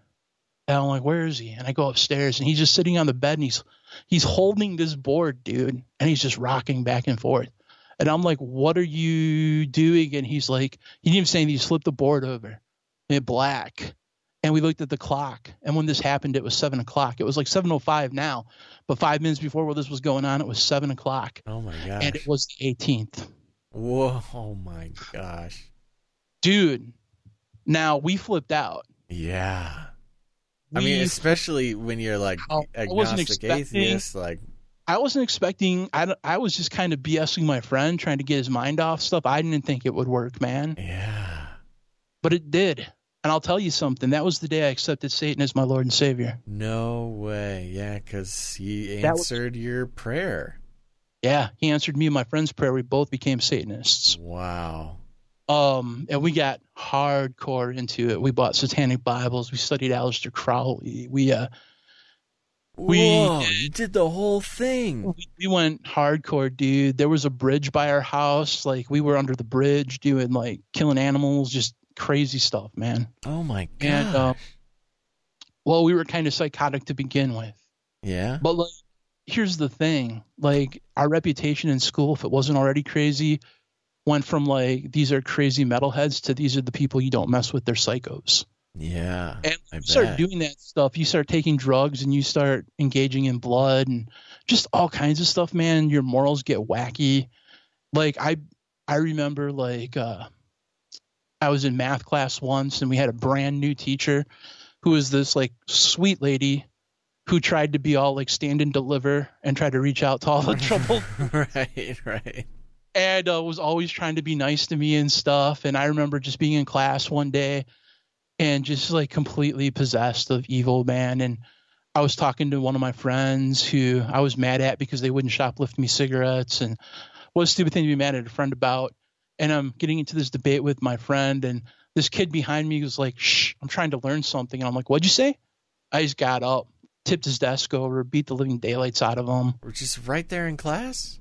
Right there in class, man. Teacher's freaking out. The cops are coming. Like, it's crazy, right? But it's like, when you do stuff like that, life doesn't mean much. Yeah. And it wasn't like we're sitting there, like, wearing robes or Satanism. The thing we loved about Satanism was it was a real belief system. There was power in it. But basically, if you read, like, a lot of the stuff of Crowley, it's do as thou wilt is the whole of the law. Yeah. And especially if you read Anton LaVey's writings, it's all basically humanist. Yeah, right. And it's really self-empowering this way, and that, like, I'm my own God. Like, this God that was forced on me as a kid was a lie, you know? And I'm my own God. I make my own reality. I do what I want to do. And then you had the whole metalhead thing of the 80s and the punk rock, and everything just kind of blended together, man. Right, you know? Right. And so that was me, man. And what was really crazy about the teacher story, this is really awesome. My brother went to school because, like, he's way younger than me, right? So I was an adult, and he was a freshman in high school, and he had that teacher. And I apparently made such an impression on that teacher that when she was taking roll call the first time of the class, she instantly asked my brother, "You're not related to so-and-so, are you?" Oh, no. And he's like, "Yeah, that's my older brother." And the teacher's like, "Is he in jail?" And my brother's like, "No, he's actually a pastor in a church." I've seen that mind-blowing moment, man. That's so funny. Well, that makes me wonder, you know, during all this, obviously your mother, I'm sure, is losing her mind. But you said, like, your sister was still in Christian school and you have your baby brother. I mean, what's going on with them during all this? Dude, they were, you know, not only were people at school scared, they were scared. And I look back on that, and there's going to be no laughing at this part because this is truly tragic, man. Like, I shared a room with my brother, and then my sister had a room in the basement, and then there was another room in the basement where the washing machine was and stuff like that. And then my mom had a room off to the side, and my brother we had bunk beds in my room, and my room, and this is hand to God honest, was 10 degrees colder than the rest of the house. Like, there was literally I had demonic things up all over the walls, rock pictures up all over the walls, demonic imagery that I drew, demonic artwork that I drew all over the walls. Wow. You could tangibly feel the presence of evil. And at the time, my brother was only like maybe 7. So, oh my gosh. So, like, he would literally, we had a pop-up tent that my sister put together for him, and my brother would sleep in the basement in the pop-up tent because he was too scared to sleep in the same room as me. Wow. Because he would have nightmares, and the nightmares are real. I would have nightmares in that room. But, like, yeah, I was constantly fighting with my mom. Like me and my mom were always at each other's throat. Me and my sister were always at each other's throat. My brother just didn't want to have anything to do with me. He was scared to death of me. He liked Skinhead Dave. Yeah. Like he idolized Skinhead Dave, but didn't want anything to do with me. It was really sad, man. Yeah, that's brutal, man. Yeah, it wasn't my finest moment, dude. But were they still sort of in the faith? Were they still Oh, they always believed. Like my brother was at the time. Like my brother just recently, I would say, gave his heart back to Jesus. But my sister and my mom were always on board. Like they were always like, there'd be times where I'd come home and even in just like a bad haze, I'd hear my mom just weeping in the next room praying for me. Yeah. You know, like it sounds cliche about the whole mother's prayer thing, but like that's real. That stuff's real, man. And she was like that. And my mom, I owe a lot to my mom, a lot more than I could ever repay, which is why when she went through this thing with cancer this year, like it brought me into a darker place and kind of messed with my world a little bit because my mom, man, super strong and she loved me. And I'll tell you something, dude, she never gave up on me. She did the hard things, Baz, the hard things. Like she was like, look, you're either going to start going back to school and church or I'm kicking you out of the house. Yeah. You know what I'm saying? I was going to say, I mean, like from what you're describing, it seems like it had to come to a head like that at some point. Yeah. It was a hard thing. She didn't want to do it, you know? And she was like, unless you get help or something, like you're not living here. I don't care if, like, I wasn't really going to school that much anymore either. So like, and if you don't go to school, the juvie, they'll come and get you, man. They'll be like, we'll force you to go to school. It's just in juvie. And so she was like, I'll call the cops. And she didn't want to because she was like my dad. You know what I'm saying? Like through tears. But that's how much she loved me, dude. Yeah. But I didn't understand that back then. You know, I thought she just hated me. You know what I'm saying? Right. So, because I was selfish and whatnot. But like, basically what happened was I started taking psychedelic drugs. Like, it was like a lot of pot, cocaine, things like that.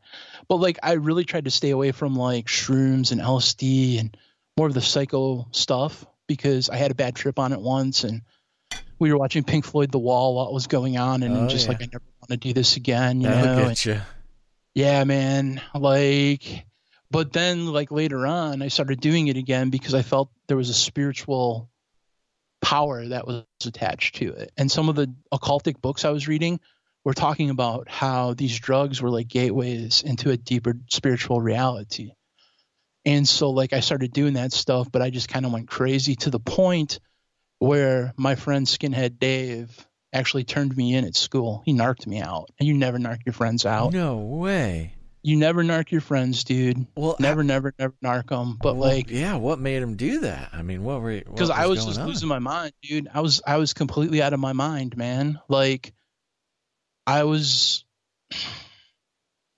dude, if I start talking about some of this stuff, you'll have to put the explicit label on your episode. We don't want that. So, and it won't be very joyful. Well, let's just put it that way. You know what? It's a whole journey. And again, you don't need to share anything you don't want to share. But yeah, I mean, there's been stories, as you know, on the show about some crazy stuff. So I think listeners will at least get the point if you don't feel like sharing.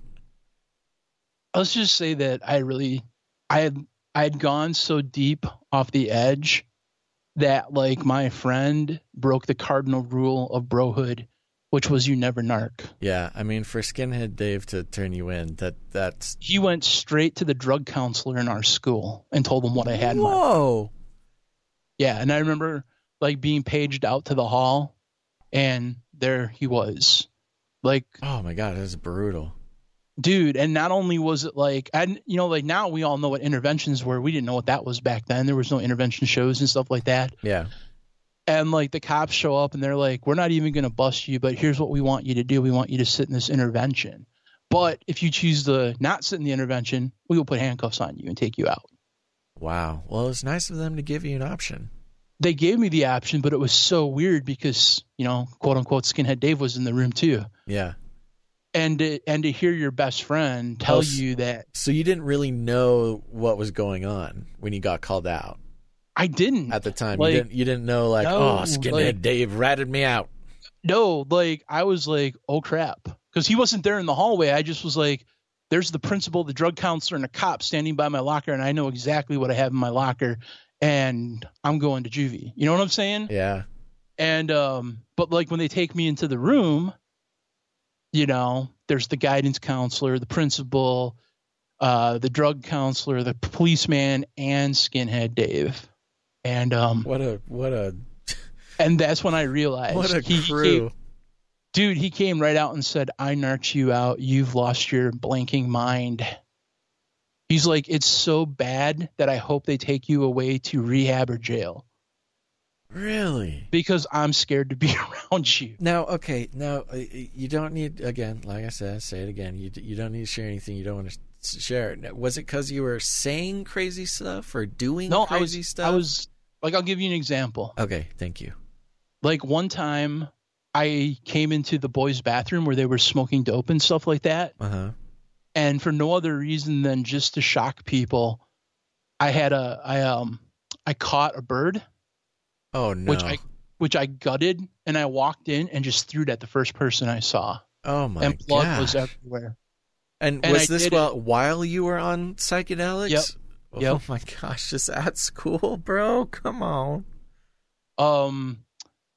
We were dissecting pigs. I cut off a pig's head and put it in the ketchup bottle in the lunchroom. Oh my gosh. Yeah. Wow. My wife. That's my wife's favorite story. That's of horror. So this is this is the mild stuff. No, this is the mild stuff, dude. Oh my goodness. Some days I'd just sleep in a coma. Some days I'd wake up. I'd just be wild. My friends didn't want to play in the band with me because I was always trashing stuff. Yeah. I would just go into just manic fits, dude. Okay. So you were suffering fits. some serious stuff, demonic dude. And just psychological breakdowns. Yeah, it was demonic because I wasn't sleeping anytime I'd shut my eyes, dude. I could sense demons in the room. But yet I felt like it was, I was paying a price. How when you go into sports or whatnot, you have to pay your dues before they take you seriously. And I was under some sort of delusion that I was paying dues into the system, Wow. and that I would be met with enlightenment, if I did these things. You had to go through these fires or something to gain. Well, yeah. And it's I would just I would sit around with my lighter, just running my hands over fire nonstop. I would play with knives, and then my mom would find the knives and she would hide them. So I'd come home and my butterfly knives and my switchblades would be gone, and I'd get really upset, and I was just a danger to myself, and I was very schizophrenic. I heard voices. It just got bad, dude. Honestly, no, this is I don't remember much of the intervention because I could care less what the policeman was saying, what the principal was saying, what the drug counselor was saying. The only thing I remember is my best friend who had done dirty things with me. You know what I'm saying? Yeah. Lived the rebel lifestyle, punk lifestyle with me. It was I'm scared to be around you. Yeah. I hope they take you to jail. Wow. Or juvie or drug rehab. Wow. Because what you a need place to calm for, down. What a place for Skinhead Dave to have gotten to. I mean, dude, he probably saved my life. Yeah. To be honest with you, because I chose rehab. I chose to go into rehab. And my mom was all for it. And we couldn't afford it. We couldn't afford it at all. But she sacrificially made sure it happened. Now, was there a part of you that wanted to change? Was there a part of you that, I guess looking in hindsight, it's kind of would be hard to tell. But if you, was there a part of you that didn't want this and you just felt trapped, or you were just fully in it? I felt trapped, ganged up, but there was a part of me that was how bad has things gotten when your best friend is sitting next to you saying he's afraid to be there with you and that he's narking you out and all this other stuff. Yeah. But I was, I thought, hey man, at least rehab is better than juvie. Yeah. Right. Yeah. So I went rehab and it was weird. Like I had a really bad rehab. Like they put me in the white room, the padded room. I would just bang. So you were straight up like psych ward, like. Yeah, like my knuckles, if you look at them, you can still see areas where they've been chipped up from me just pounding the walls, man. Wow. Like, because they just throw you in this thing and it's like detox. Yeah. And man, I had a detox. I was completely insane. I had a break, dude. And, restraints and the whole 9 yards. And it was only after like a couple of weeks, like maybe 3 weeks, where that stuff had physically left my system and I had gone through this hellacious thing that part of me was like, you know what, maybe I don't want this anymore. Interesting. Wow. And so it's only when that was taken from me, then I could think kind of clearly to even have the thought that you suggested if I had. Yeah. That makes sense? Yeah, totally. So like you weren't even capable of imagining something else until the process started. Right. And once I just had some time to detox from it and was going to the NA meetings, the Narcotics Anonymous meetings and stuff like that. And then if I couldn't go to that, I'd go to like the AA meetings, and I was 12-stepping it. And I was just kind of like white knuckling my sobriety. Yeah. Because like I didn't want to go back through that experience again. But like here was the crazy thing, dude. Like just because I didn't want to do drugs and stuff anymore, like doesn't mean that the demons weren't still there. Right. Like they didn't want to let go, but I didn't want anything to do with them because I kind of saw them for what they were. And I remember my pastor came back and visited me in rehab, and I didn't want to take communion because I didn't want to do that. I didn't feel worthy to do that. But the pastor came and my mom came one day and they sat down and they talked with me. And I just remember having this conversation where my mom and the pastor said, look, you just really need to give your life to Jesus. You need to repent and you start coming back to church, and you need to, you need to start taking communion again, and you need to just find God, basically. And my mom's crying, and I just remember looking at her and saying, I can't. Like, even if I wanted to, I can't. I sold my soul to Satan. Wow. Like, you don't understand, my best friend's a skinhead. We make fun of Jews all the time, and like Jesus was a Jew, and like I don't think I can come back. You know what I'm saying? Or I didn't believe I could come back. Yeah, totally. And so like life got really scary for me because I wanted to be sober, and I worked at being sober. Like the program says, like it only works when you work it. And if anyone out there has gone through that, you'll know exactly what I'm saying when I say that. And I really put the time and the effort in. I got a sponsor. Like I went to meetings all the time. I started like not hanging out with the same people I hung out with, but like I went back to school, but I still had this like crazy reputation, you know? As a matter of fact, like you would think that maybe people would be like, oh, maybe he got his stuff together. He went to rehab. No, people were like more scared of me because like it was weird. I came back to school from rehab, and like half my friends thought it was rock star of me that like I was a 17-year-old kid who went to rehab. Right. And the other people were like, that kid's so bad he went to rehab. So like I was even more alienated, man. And here's the crazy thing that happened, man. So like I it's now my senior year, and I want to try to be good, and I'm trying to turn my life back around, but like I'm still dealing with like the nightmares are still there. I very much feel like I'm still oppressed. I don't know if I'm possessed, but I'm definitely demonized, and I'm still not Christian. And I'm taking this English lit class because like that's one thing I've always loved is reading. I've always loved and English lit because of the King James Bible and stuff like that, right? So, you know, give me Beowulf and give me all this stuff, and I'm all down, and Shakespeare, and So I'm taking this English lit class, and this girl walks in to the class, and they're divvying up group assignments. And I don't know in California if they have the group assignments. Yep. Or if that was the thing of the 80s. Like, but they did all the time. It was like group assignments, right? And no one ever wanted to be in a group assignment with me, dude, because like sometimes I'd show up to school, sometimes I wouldn't. Like, I was kind of mentally unbalanced, and no one in their right mind would pick me. But this girl walks into class late, and they're handing out group assignments. She gets stuck with me, right? Stuck with me. Again, just straight out of an 80s movie. Like, so perfect. Stuck with me like Breakfast Club style. Yeah, you know? Exactly. Like, I could have Johnny Bendered my way out of there, pumping the fist on the way out, you know?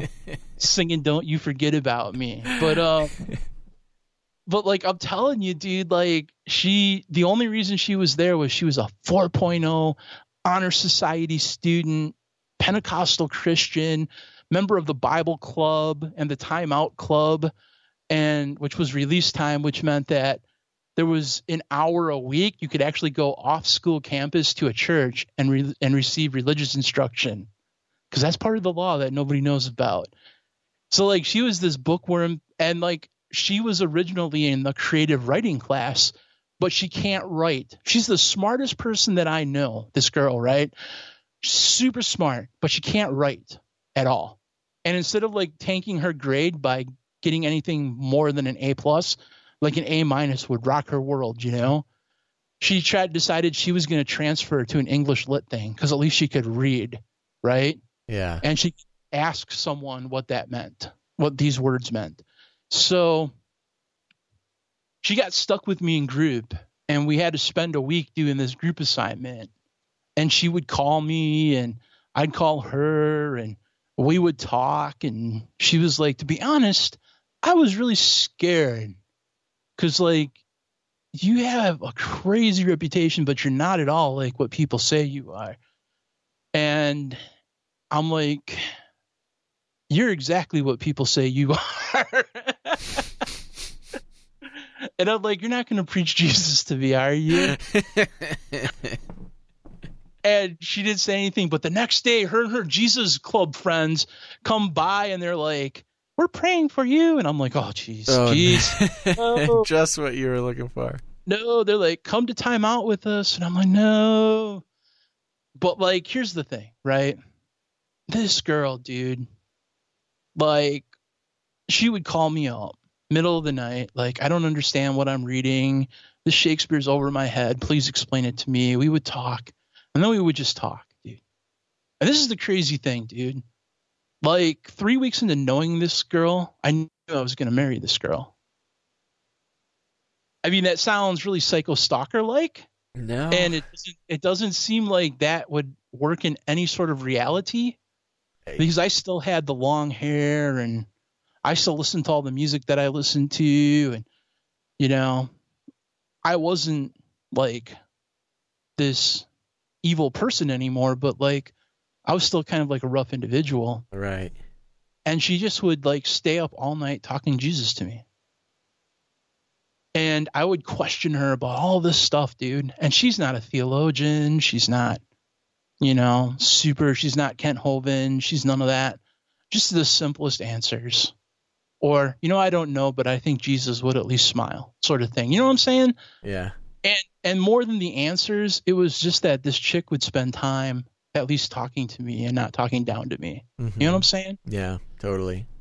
And I started going to the Time Out thing, and just to be around her, you know?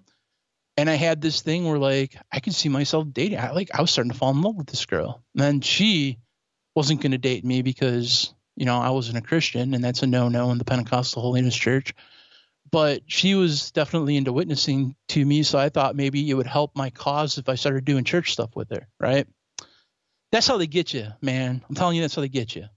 So, dude, so like, I was having like a really bad week one week, and I hadn't gone to school all week, and I'm still kind of like in this probationary sort of thing where, like, if I miss certain amounts of days of school, I could still go to rehab. And I just the devil knew that I was getting really close to switching sides, man. And out of nowhere, all I would do was listen to like, the suicidal type songs in black metal, Yeah, totally.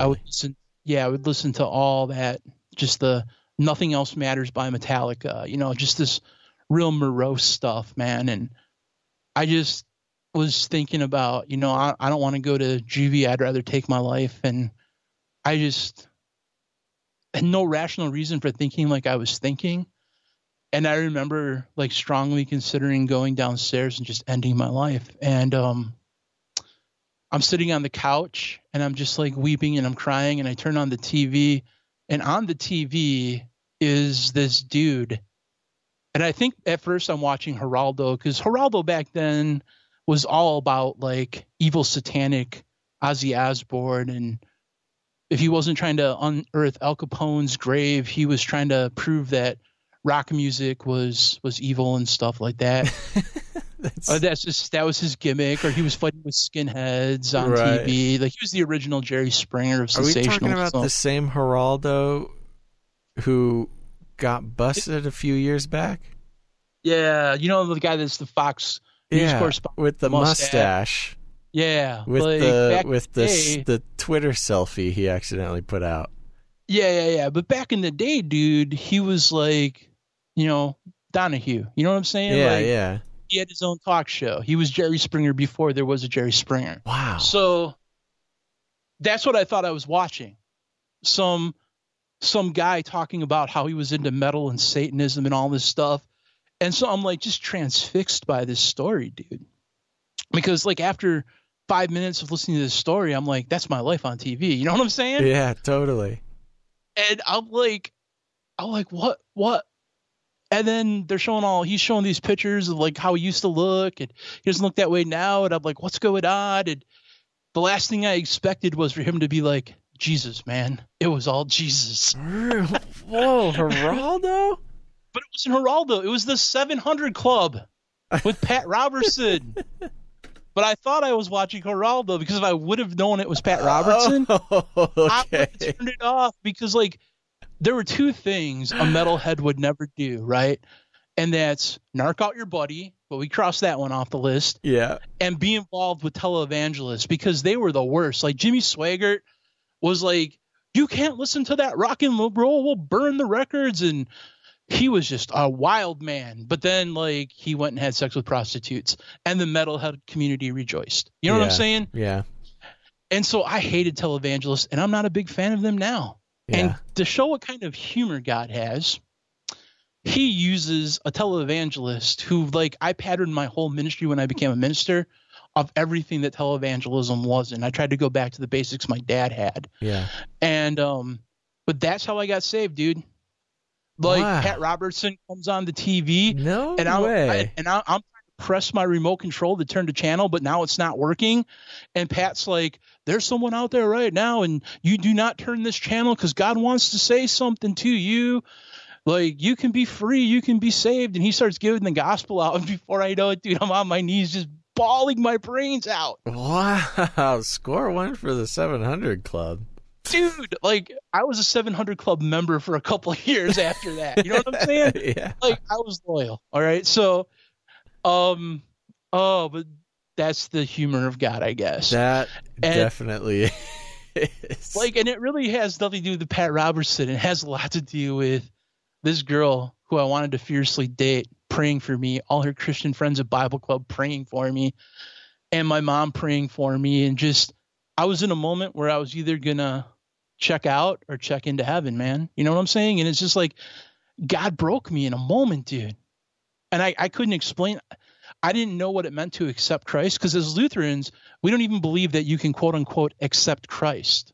Right. I've never heard of, and I don't believe that. I kind of am in agreement with that. I don't believe that Christ is something that we just accept into our lives. We follow Christ. But yeah, that's a good point. Actually, let's not get theological. Yeah, it's worth a conversation, but maybe for another episode, another time. So I, quote unquote, accepted Christ into my life, and the first call I made was to the girl that I liked, and I told her what happened, and then her whole Bible Club came over and prayed for me, and it was crazy, dude. And then she's like, please come to my church. There's a guy that's going to be speaking there. He's a street evangelist. I'm like, what's a street evangelist? He's like, he goes out, and he's not like one of these bullhorn people. He's like one of these people that had a ministry where they would go out into the streets, like the ghetto, right, of Milwaukee. And they would like hand out food to prostitutes and minister to gang people, and, you know, like David Wilkerson crossing the switchblade stuff. But I didn't know anything about that. I learned about that through this dude. But I was intrigued. You know what I'm saying? Like, I was super intrigued. Like, yeah, I mean, that's like this dude's doing what now? And they're like, no, he's just he came from the occult just like you did. Like, this dude even kind of looks like you. And I'm like, really? They're like, yeah. And so like the leader of the timeout group, who was an adult, and my wife, or I'm skipping ahead in the story. Spoiler alert, I married this chick. I married my high school sweetheart. Yes. But anyways, we go to this church, right? Dude, Assembly of God, country church. Yeah. Wild, dude. Yeah. Wild. Now, I'm a Lutheran kid who's never been in any other church, but the one that says we find Amazing Grace a little bit too controversial. Like, our denomination almost didn't survive because of the whole Amazing Grace controversy. I go into this church, and I'm like, is this one of these churches where they pass around snakes? That's the only thing I was convinced I was going to see snakes, dude. I'm not even kidding, man. Oh, that's so good. Not even kidding, dude. And even Assemblies of God is like pretty tame compared to some stuff today. Dude, now there's no difference between them and Willow Creek, but that's a whole nother conversation too. But back then, dude, there were churches, there were pockets of churches that were small country churches, man, that were holiness, just on fire, jump around, joy of the Lord. Like, I didn't see anything crazy. Nobody was getting slain in the spirit, none of that stuff. The pastor really wasn't even into any of that charismatic stuff. He was just like, biblically, there are miracles, there's stuff like that. And the guy got up and shared his testimony about how he was saved and what he was doing. And like, if you go on a Sunday night to an Assembly of God church, they're a little more loose. Like, if you go during the day, it's a little more formatted, but the evening ones are like almost revival meetings. Yeah, for sure. At least back in the 80s they were. Yeah. And so the services could run all night. People would get real happy. Basically everything you couldn't fit into the hour you're supposed to have the service on a Sunday morning, they would just cut it loose at night.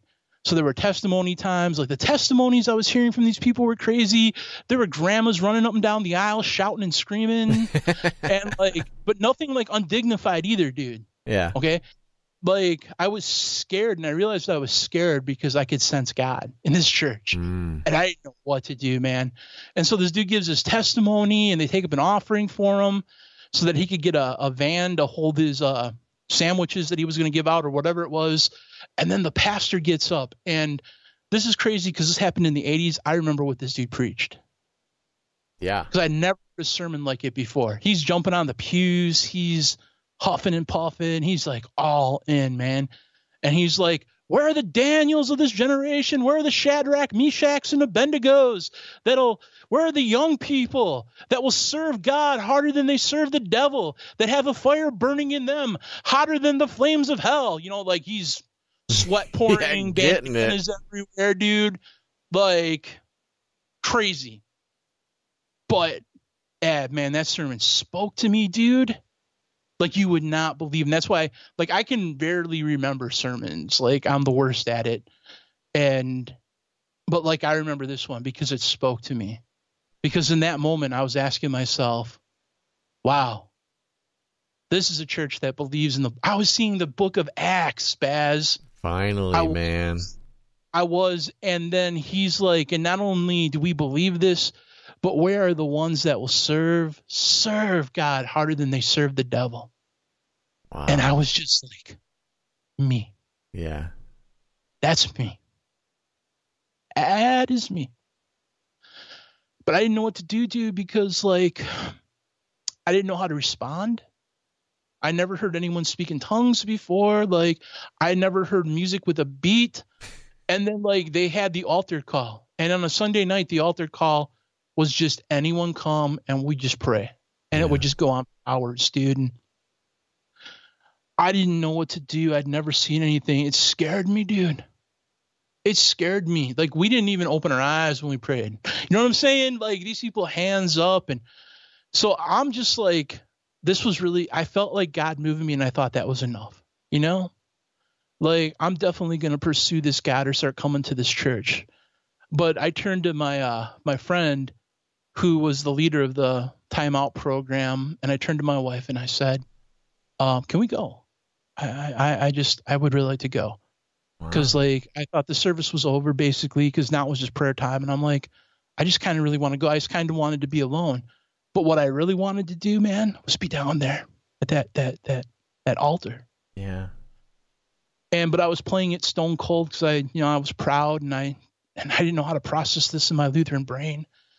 And this little lady and her bald old senior citizen husband were sitting next to us. And this little lady, she just starts tugging on my shirt, dude. And she's like, young man, God just told me that you're supposed to go down there. And if you leave right now, he'll still do business with you. But if you go down there, he'll meet your needs and he'll answer your prayer. Wow. You obey God. And I freaked out. I'm like, they can read minds in this church. I'm sorry. I'm sitting over here on the other eye where you can't see me. There's tears running down my eyes right now. No, this is great. This is so powerful, man. Literally, I can remember this moment like it's yesterday, and it moves me. And to be honest, dude, I'm like 45 years old, and I'm still chasing an experience that I had when I was 18. Yeah. And that's no lie, dude. Yeah. Because I went down to that altar. I didn't know what to do. Nobody came up to me and said, we're going to speak in tongues. And when you hear what I'm yabba dabba doing, you do that and you'll receive the Holy Ghost like they do in churches nowadays. Yeah, totally. None of that. Right? Yeah. Like, nobody came up to pray with me. I was just standing there. I didn't know what to do. I'm looking around, and I'm like, people are raising their hands, so maybe I'll raise my hands. So I raised my hands, and I was really uncomfortable doing it. But then after a couple of minutes, I just felt like I could do it. And that little old lady's husband slipped out of the aisle and came down, and I just felt like these hands go on the back of my head. And I looked back, and it was that husband. Wow. And as soon as he did it, dude, like, and I'm crying because I felt like fire just come through my body. Mm. And I wasn't jumping around or being silly or nothing.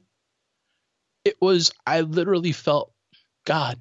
And it was the holiest of moments. This is why I cry whenever I talk. I don't talk about it much because like I said, I'm chasing that moment a lot lately. Yeah. Because it was such a holy moment. There was nothing in that church but me and God. I could feel him. And I realized that I was trying to sing and pray, but I wasn't speaking in English anymore. No one taught me how to do that. It just happened. Yeah. Because God was answering a prayer. You know, we don't get filled with the Holy Ghost so that we can speak in tongues and yabba dabba do and jump around and be crazy. We get filled with the Holy Ghost to be empowered by God so that we can be his witnesses. And he was answering a very legit prayer of, God, I don't know what's in this building, but I want what they have. Mm-hmm. And if you give me the power that they have, I will serve you harder than I serve the devil. Mm. And I'll be way more wild for you than I ever was for Satan. And as soon as I got that out of my mouth, then that dude was laying hands on me. Wow. And man, I tried to keep that promise, dude. I went to an Assembly of God school. I tried to, I wanted to be a pastor and evangelist.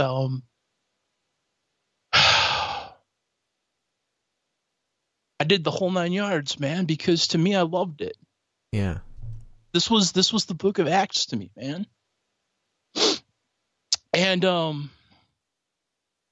I was real radical, man. Like I went on the streets a lot, evangelized. Everywhere I went, I'm passing out gospel tracts.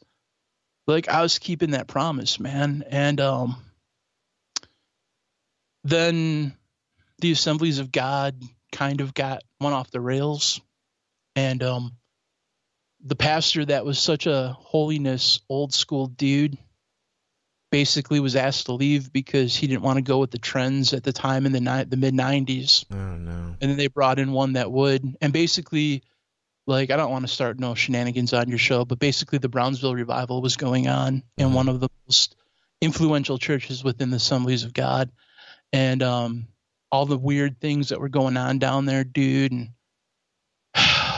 it basically was splitting churches left and right.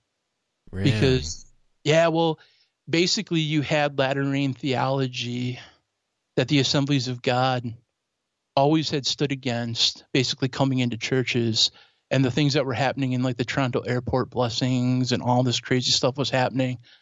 And old school holiness Pentecostals, man, like, we have no problem with the gifts of the Spirit. We have no problem with speaking in tongues. We have no problem with the moving of the Holy Ghost. We have no problem with revivals. I wanted to be a revivalist, an evangelist, you know? Yeah. But it became about the signs and wonders. It became about all these weird manifestations, man. And it just split churches. And basically people were leaving churches left and right, forming independent Pentecostal assemblies, turning in their Assembly of God credentials. I stuck around for a while because I wanted to see where it was going, and I wanted to believe that what I was seeing was good, but it wasn't. And I ended up joining an independent, basically, it was what the Assemblies of God was without the name Assembly of God on there. But we still used Assembly of God materials, and I still was going to school, and I was still preaching in Assembly of God churches as an evangelist, and I just was part of an independent fellowship. And I left, and there was a lot of wounding that went on with that. And but it was cool because I got to finally preach and do all this stuff, and man, it was amazing, dude. Amazing.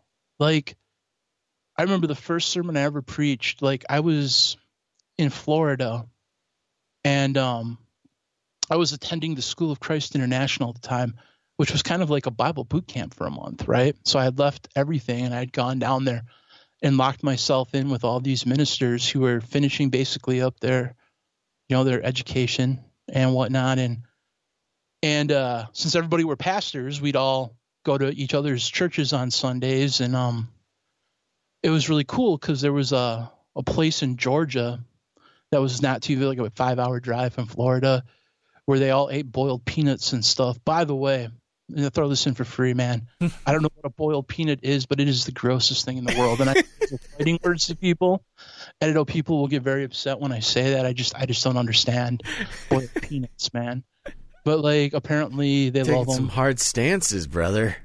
Oh, but, like, this church, this country black church, man, and they were wild, man. And they asked me to preach on a Sunday night, so it was my very first sermon ever, and I got up there and I started preaching, and I was at first pretty timid, but I was trying to get into it, and some dude just jumps up on a pew and says, "Tie that mule up and preach, boy." And I'm like, "What?" And, like, I literally stopped. And in one moment, I was completely horrified that some dude just said something I have no frame of reference for. But then in the other moment, I'm like, I am home. Yeah. I am home. Yeah. This is amazing. And so, like, I spent a lot of time in inner city churches. I was like the whitest black pastor ever. Like, my congregation, when I had my own congregation, like, I was an assistant pastor at this other church for quite a long time. But then, like, when they sent me out, like, and I started my own church, it was like 80% black people. It's just, we would have black church from a white boy. It was the craziest thing, man. But, like, I loved it, man. I loved it. Like, I loved that preaching, that interaction, that response, that passion. Like, it was everything to me. But, like, the thing was, man, was I was just like I said, anti-televangelist, right?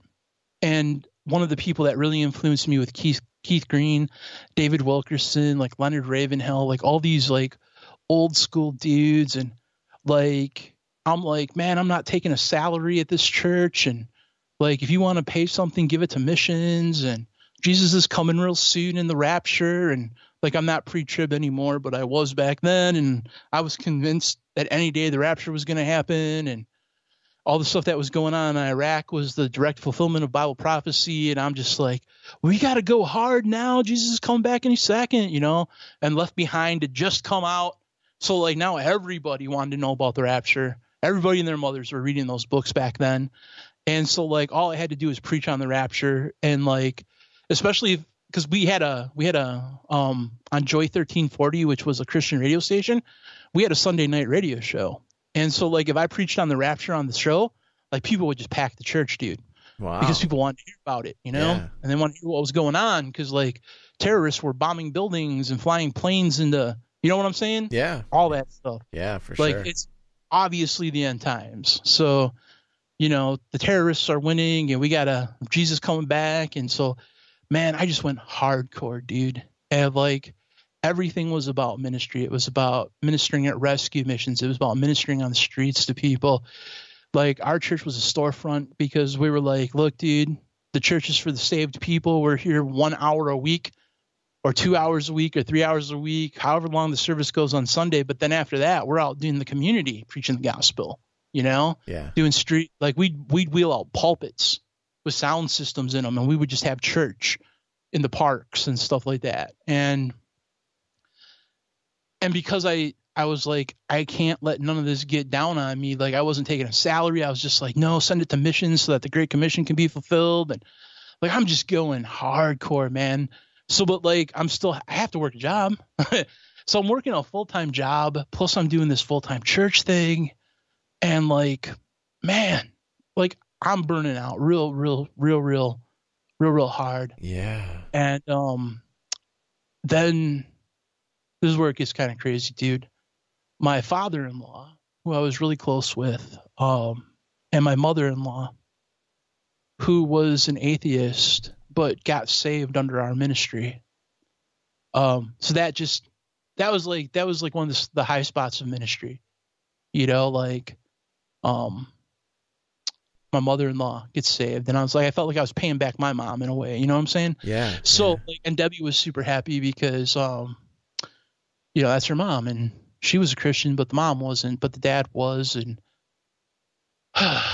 it was just complicated. But she was coming to our church and whatnot, and my wife's father was bipolar, manic depressive, and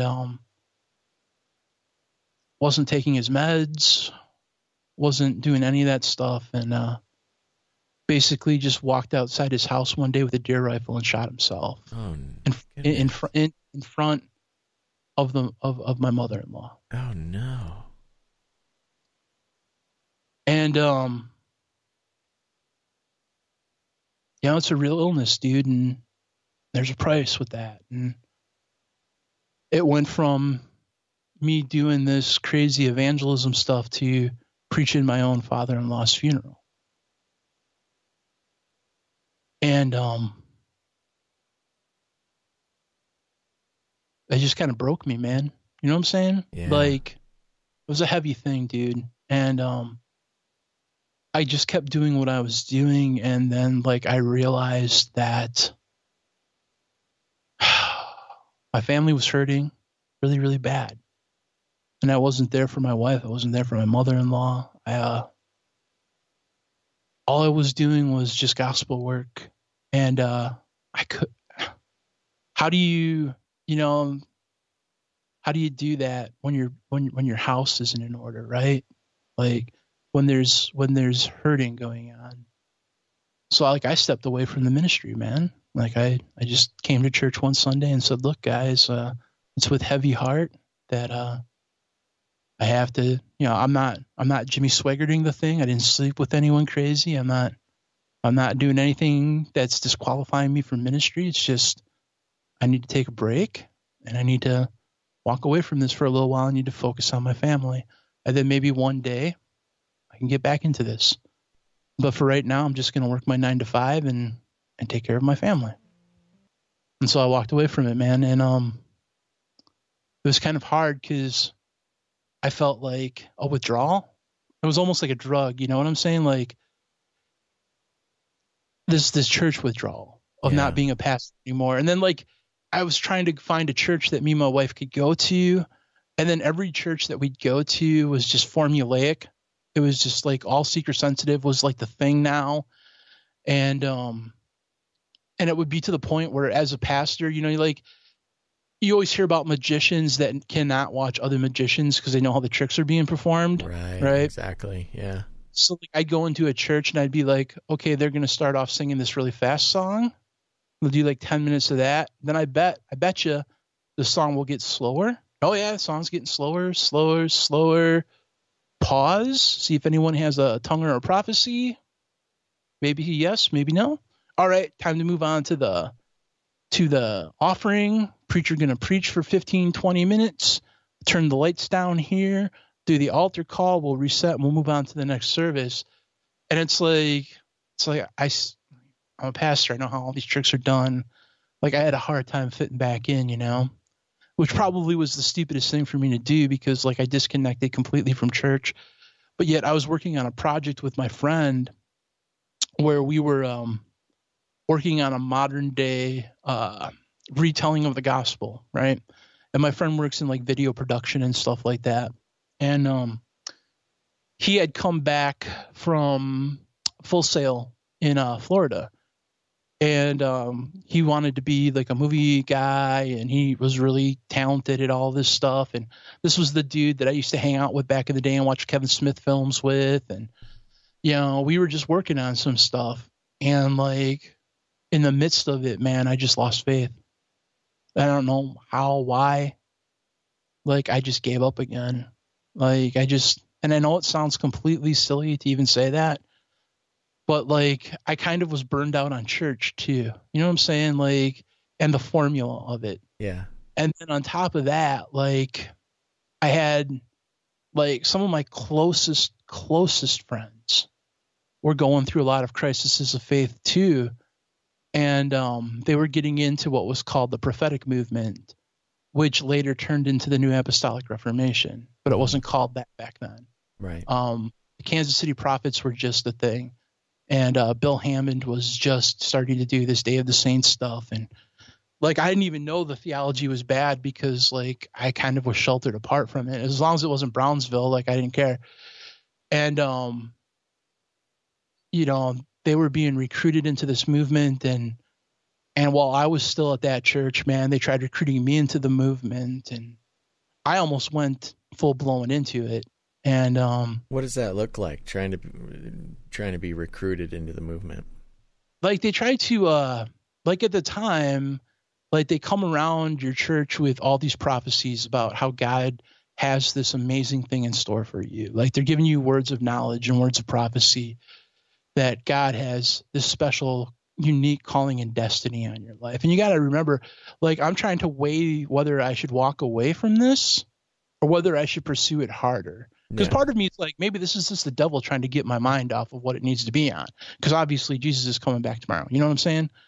So these people start coming to my church and they don't, you know, it's not like they're not invited. I'm inviting them in because I know these people. These were the people that I preached with, that I was evangelist with. These were missionaries, dude, to like India and Africa that I knew, you know, that I went to school with. Like these were brothers and sisters, man. And they would come into my church and they would be like, God's got this calling on your life and he's going to move you into this new season. And basically, you know, like you need to start asking for stadiums and things like that. And you need to start claiming all this stuff. And I mean, it sounded really good and they knew things that they should know. And I mean, it was really intricate. Like basically they wanted me to join whatever fellowship of prophets there was and stuff and put myself under some sort of, like, we just started hearing about apostles again, put myself under some sort of apostolic mentorship and leadership and like God was going to use me and take my ministry to a whole new level. And I'm sitting back going like, I don't even know if I should be in church right now. My wife is sitting at home crying every night. You know what I'm saying? Right. Like she's in depression. Like, I'm thinking that I'm clearly hearing the Holy Spirit say, man, just step away and take care of your family. But like, you're telling me that, no, I should double down on the church and even go into a different realm that like was not even really comfortable in, you know what I'm saying? Cause I went to some of their churches too. And like, it was crazy, dude. Like, these people were wacko, man. And I was just like, wow, like I would have never came here unless my friends that I trusted brought me here. But like, this stuff is crazy, man. And, so I think part of it was just God in his mercy taking me out of that whole entire situation. Cause there was a part of me, if I'm honest, that I really almost fell into that. You know what I'm saying? And, I was running into, people were like, no, you got to build a church. And I'm like, no, I want a storefront. And I mean, I'm trying to do this thing where I'm not taking a salary and I'm trying to be radical about church. They're like, that's not the way you do it. No, you need like this purpose-driven church book. You need to read it. It's so good. Like, you're doing ministry all wrong. And I'm just like, this is all sham. And I kind of started to begin slowly to start feeling about the religion that I loved the way I felt about the Lutheran Church, if that makes any sense. Yeah. I started seeing it become a corporation or an apostate thing. And so like, I was sitting in a TGI Fridays with my friend, and I just said, look, dude, like, I'm reading some stuff in the Bible that I don't understand. Like, there's contradictions in the Bible, and I've been wrestling with these doubts for a long time, but I don't have anyone to tell anyone about it. And look, dude, I'm out. I can't work on this project with you anymore. And I'm just going to focus on me and my wife, and I'm out of this whole entire thing, man. And then like, the more I stayed away from it, like the more detached I got from it. This wasn't like something that just happened overnight. You know what I'm saying? Like, it's a slow burn. And I just kind of walked away from all of it to the point where I was almost like, I don't know if any of the listeners will understand this, but there was a movement called Asatru. And it's kind of like North's paganism. And like, I am like 90%, like, from being from Minnesota and all that stuff, I'm actually related to a very famous Viking. Yeah, you're like you're a real Viking boy. I am. And I was on my grandma's side, right? She is a direct descendant of Leif Erikson. Hey, there you go. And I was studying the heritage of the Vikings and their belief system. And they had like something called like the 10 virtues. So it's like the 10 commandments, but it's not a commandment, it's a virtue. So they're like, look, dude, you can't keep any of these laws, but like, let's focus on virtues. And there was a lot of that stuff that was starting to make sense to me. And like, I didn't care about any of the occultic, paganistic side about it, like the rune castings and all that other stuff. But like, I really dug the virtues and this moral code that they had. And I was like, I'm reconnecting with my ancestral faith, basically, the bloodline. And wow, and I just this is like a roller coaster, man. Yeah, for some reason, like my friend Kurt was just like, what are you doing? Like, you're kind of getting silly. And it just got nuts. And I started drinking again. Like, and I'm not opposed. Like, I'm not one of these people that are like, Christians can never have a drink or anything like that. Yeah. Like, I personally don't drink. And, but I started drinking again. I didn't start doing drugs, but I started smoking and I started drinking again.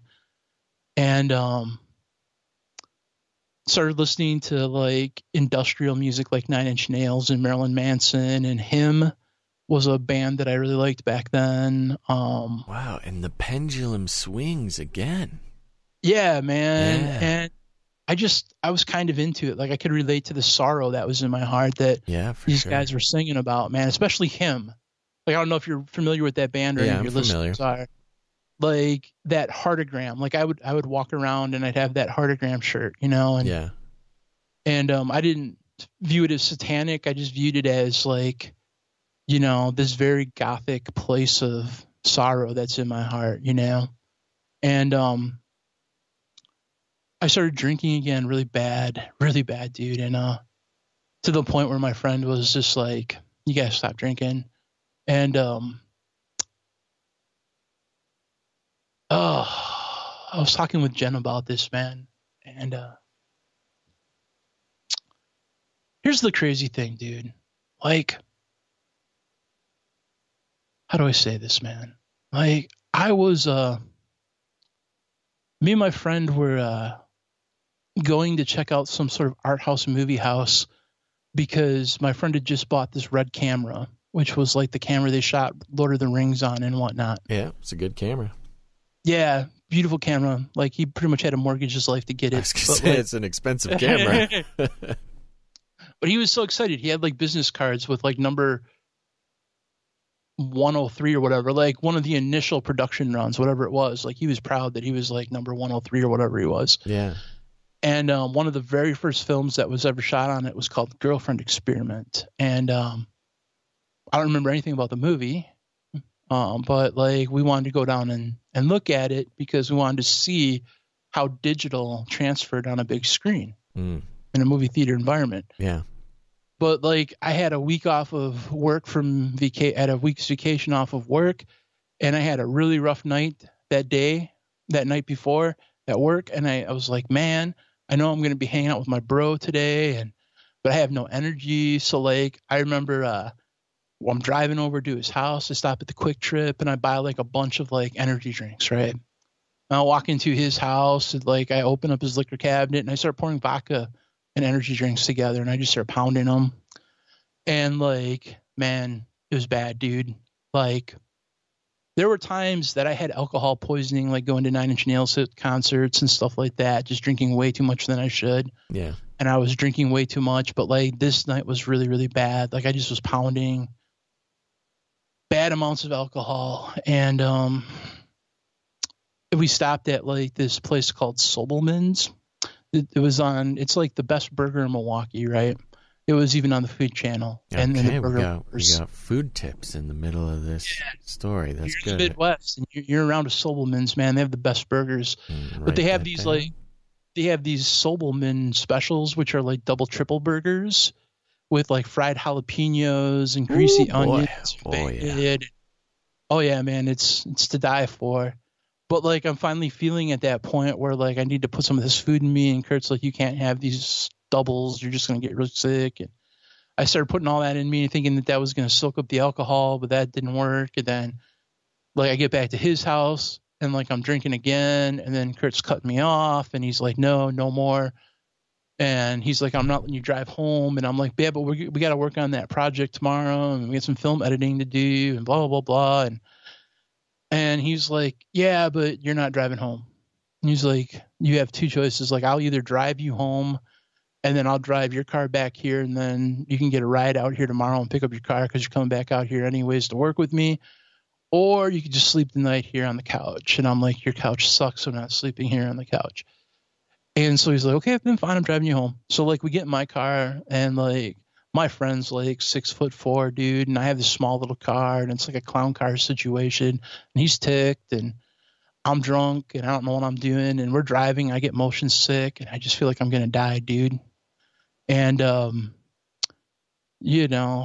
messed up. I'm drinking way too much, so I got problems with my liver, and it's a bad situation. And I'm like, dude, I'm going to be so sick. Let's stop here. And so we pull over, and it's so crazy because I just drove by this place that used to be a Denny's, and now it's just a boarded up restaurant. So I was over at my friend Kurt's house today working on a project with him, and man, we stopped at this Denny's, and I went into the bathroom, and he hung outside. He was sitting in that little waiting area on one of those booths. And I just got in there, and I just started puking my brains out in this Denny's bathroom, man. And there's green stuff coming out of my mouth from the energy drinks. There's blood.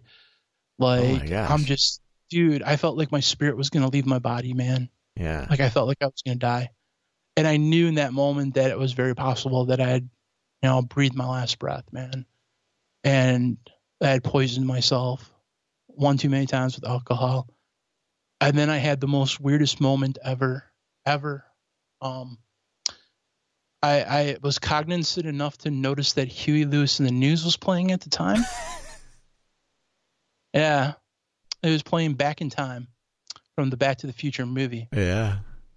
Yeah. And I'm like, crap, I'm going to die in a Denny's bathroom, puking out my lungs, green puke and blood. And this punk rock hillbilly who had this cred wearing a him t-shirt's going to die listening to Huey Lewis in the news. Former Satanist, former evangelist, pastor.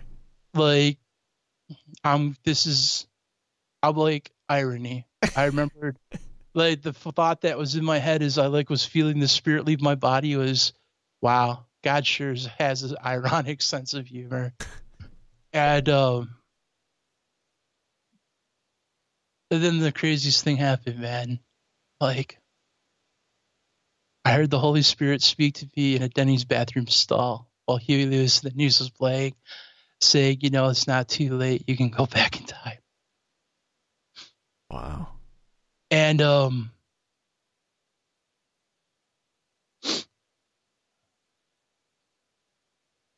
knew that what I didn't know was if I was going to die. Like, I figured that there was an equal chance that I'd walk out of there and gain with a second chance, but there was also an equal chance that this might be a thief on the cross moment. Right. where, like, it's very possible that my spirit's leaving my body because that's what feels like is going to happen. This is God's grace somehow reaching down. Maybe once saved, always saved that I preached against was wrong.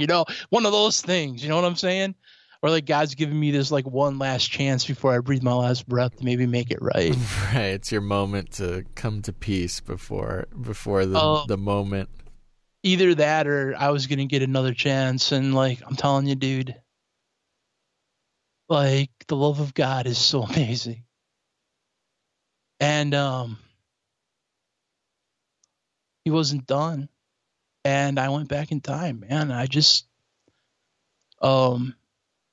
we talked a little bit about this on an Omega Frequency episode that Kurt was on because he was witness to all of this. And so like, and it was like a spur of the moment unscripted answer we were given to one of the Ready with an Answer questions about. Some guy had written in and said, I feel like I've sinned too much. Will God still use me if I get my life right? You know what I'm saying? Yeah. Like, what's that point of no return? And I had some theological answer written out, and Phil gave like this really great theological answer that answered it technically. And I just stopped that night and I shared what I just shared now. But I had Kurt there with me because he was reading the questions that night. And I'm like, I'm going to tell you this because I want you to know that it's not too late. And that God can still use you if you give your life back to him. You can go back in time. And Kurt was like, yeah, dude, when you walked out of that bathroom, you were a different person. And I was blown away. Now, you were still drunk, but there was something about you that was completely different. I didn't realize it. I couldn't see it because I was messed up. But he saw it instantly, and he said that on the show, man. And he was right because something changed, man. That's how crazy God is, dude. Like, and what's even crazier is I had this dream of serving God harder than I served the devil and reaching all these people and, being an evangelist and going around the world and preaching the gospel and everything like that. And about a year after this event happened, it took me a while to get back into God. But like, because I wanted to do it right this time, I didn't want there to be any slipping. Right. And I wanted to make sure that I was legit this time and that my heart was on lockdown. I started going back into disciplined fasting and disciplined prayer. And like, my friend is like, hey, dude, there's something called a podcast. You would really enjoy it. And my friend Kurt's like, you have to understand something. I'm this hillbilly punk rock kid who technology just kind of passes by, right? I grew up in the farm country. Sure. He was listening to CDs back in the 90s while I was listening to cassette tapes. I was watching VHS tapes and he had laser discs. You know what I'm saying? Like, he was always one step ahead of the curve. Right. And then when I finally graduated to the big boy of CDs, like, he was listening to iPods. Right? And always so, like, one step ahead of you, eh? He was like a drug dealer, man. He comes in and he's like, hey, check this out. You don't have to like get all your CDs scratched up. You can just plug this into your car radio and you can listen to hundreds of albums. And he's like, here, take my iPod and drive around with it for a week and see if you like it. And I'm like, cool. Like the first bump is free, dude. And then like I had to get one, right? Right. And then he's like, now let me introduce you to the iTunes store. And then he's like, now let me introduce you to podcasts. What's a podcast? He's like, there's this dude called Adam Curry and he's starting this podcast revolution. I'm like, the dude from Headbangers Ball in the 80s? That dude. Good old Adam Curry, man. Starting the podcast revolution. And I'm like, what's a podcast revolution? You know what I'm saying? Like, so he's like, listen, you like to listen to like talk radio, right? I'm like, love it. And he's like, it's talk radio on demand, bro, but you'll be surprised. I'm like, can I get my fantasy football? He's like, yes, they have fantasy football podcasts. I'm like, really? Sold, dude. And he's like, and they have religious stuff. Really? You'll find all kinds of crazy religious stuff there. And I'm like, that's cool. I found 2 shows that I really dug. One was called Canary Cry Radio, and one was called The Fourth Watch of Southern Fall. Oh, yeah. And I'm like, they talk about this stuff? Because even back in the 90s, like, I was a big fan of the X-Files, but I knew what was up, man. Oh, yeah, totally. Like, these are demons. Yeah. These are fallen angels. This is how deception. I read that fictionalized book by L.A. Marzulli that one time, and I know what's up. You know what I'm saying? So, like, you guys are talking about Nephilim and just Genesis 6 stuff. And I'm like, and we old school Pentecostals, man, we were down with that. You like read the old Jimmy Swaggart Bible and like they talk about that stuff in that Bible translation. You read like the old school Pentecostal fathers of the faith. We knew what was up with Genesis 6, man. Yeah, for we knew sure. what that was about, man. We knew that's where demons came from. That's why we were casting them out everywhere. Demons behind every bush and whatnot. So I'm listening to this stuff and I'm like, this is crazy. Like they're talking about crazy stuff. And I'm like, this is amazing. And I became a fan of the medium of podcasting. Yeah, so brother. I would listen to secular podcasts. I would listen to Christian podcasts. I would listen to podcast after podcast after podcast. It was at the point like I wasn't even buying like music anymore. I was just downloading it off LimeWire. But I was like, we probably should not. I hereby do not necessarily. We do not condone piracy, downloads, or piracy of any sort of torrented illegal music. That's why podcasts are free. Yes, and that also appealed to me because I'm like, these dudes are doing this, man, and they're doing this old school gospel. They're not charging, and I'm like, this is amazing. And they come to find out that my friend. The reason he was like trying to hook me on this is because he already envisioned Omega Frequency about a year before I did. Oh, you know, that's awesome. Yeah. And he knew. He was just like, look, bro.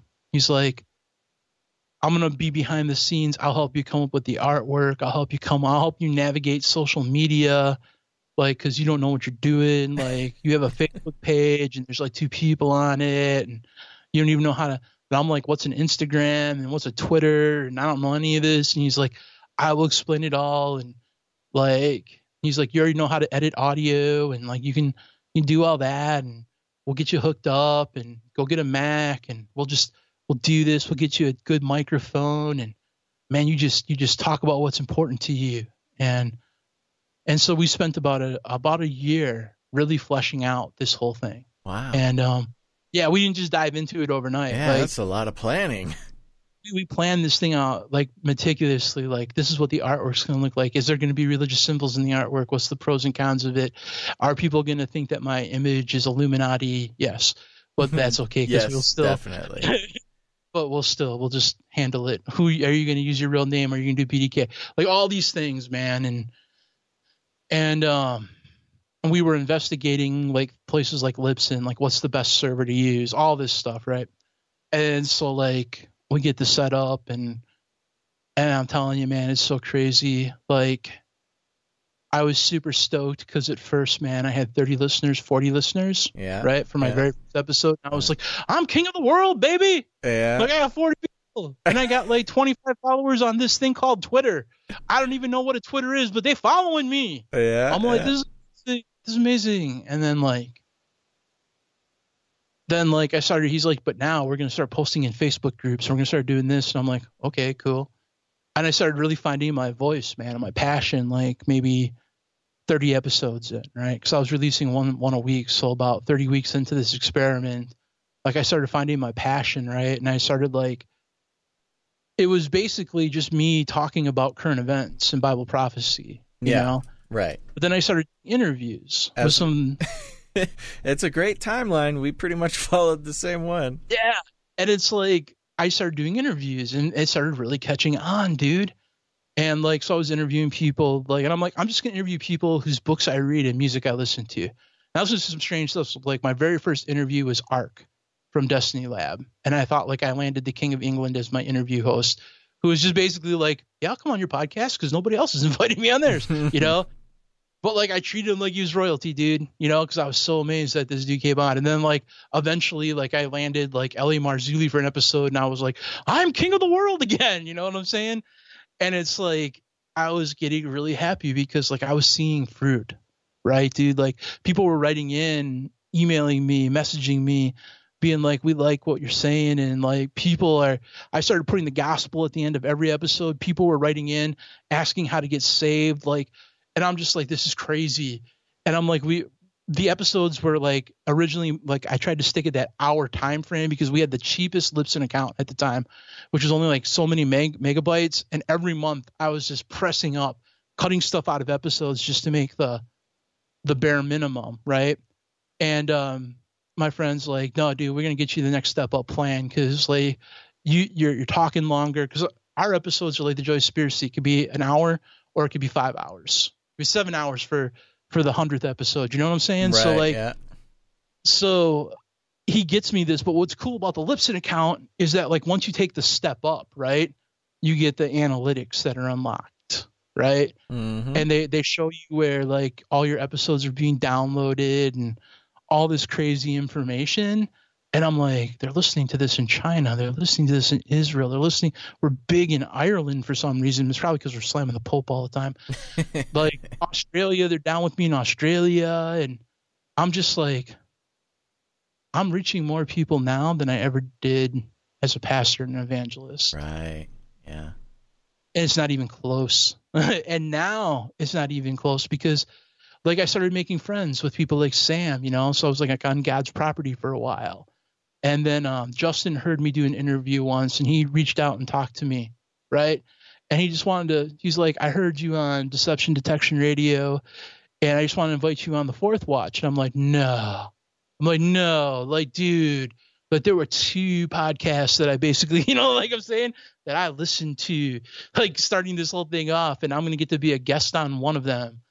And me and Justin just struck up a friendship, man. And it's now I'm on his network and we call and talk to each other all the time. And he's just an awesome brother. Yeah, he's awesome. And now I'm on the Joy Conspiracy. That's crazy, dude. It's crazy. Making the rounds, brother. The rounds. So it's awesome because, you know, God's kept his word in that Denny's bathroom to me. Yeah. You know what I'm saying? And I didn't deserve that at all, dude. Not at all. And yet he did. And I'll tell you something, dude. Right now, I alluded to the fact that my mom went through a battle with cancer and chemotherapy this fall. Yeah. /winter/spring. And she's cancer free now and everything's cool and she's kicking butt and her hair's growing back in and praise God. Yeah, she's doing it, man. And I'm so proud of her. But Omega Frequency was you know, I was doing basically one episode a month where I was really religious about doing one every week. And basically it was just the Ready with an Answer episodes and stuff. And because I was spending almost every day at my mom's house, you know, taking care of her and whatnot. And and then I everything was cool. I get back and I'm kind of January rolls around and I just feel this burden on me to start praying and fasting like never before. And I'm in an extended season of that. And I realized that, what we do as podcasters and stuff, we have really faithful listeners. And I don't call them fans, and I don't call my listeners.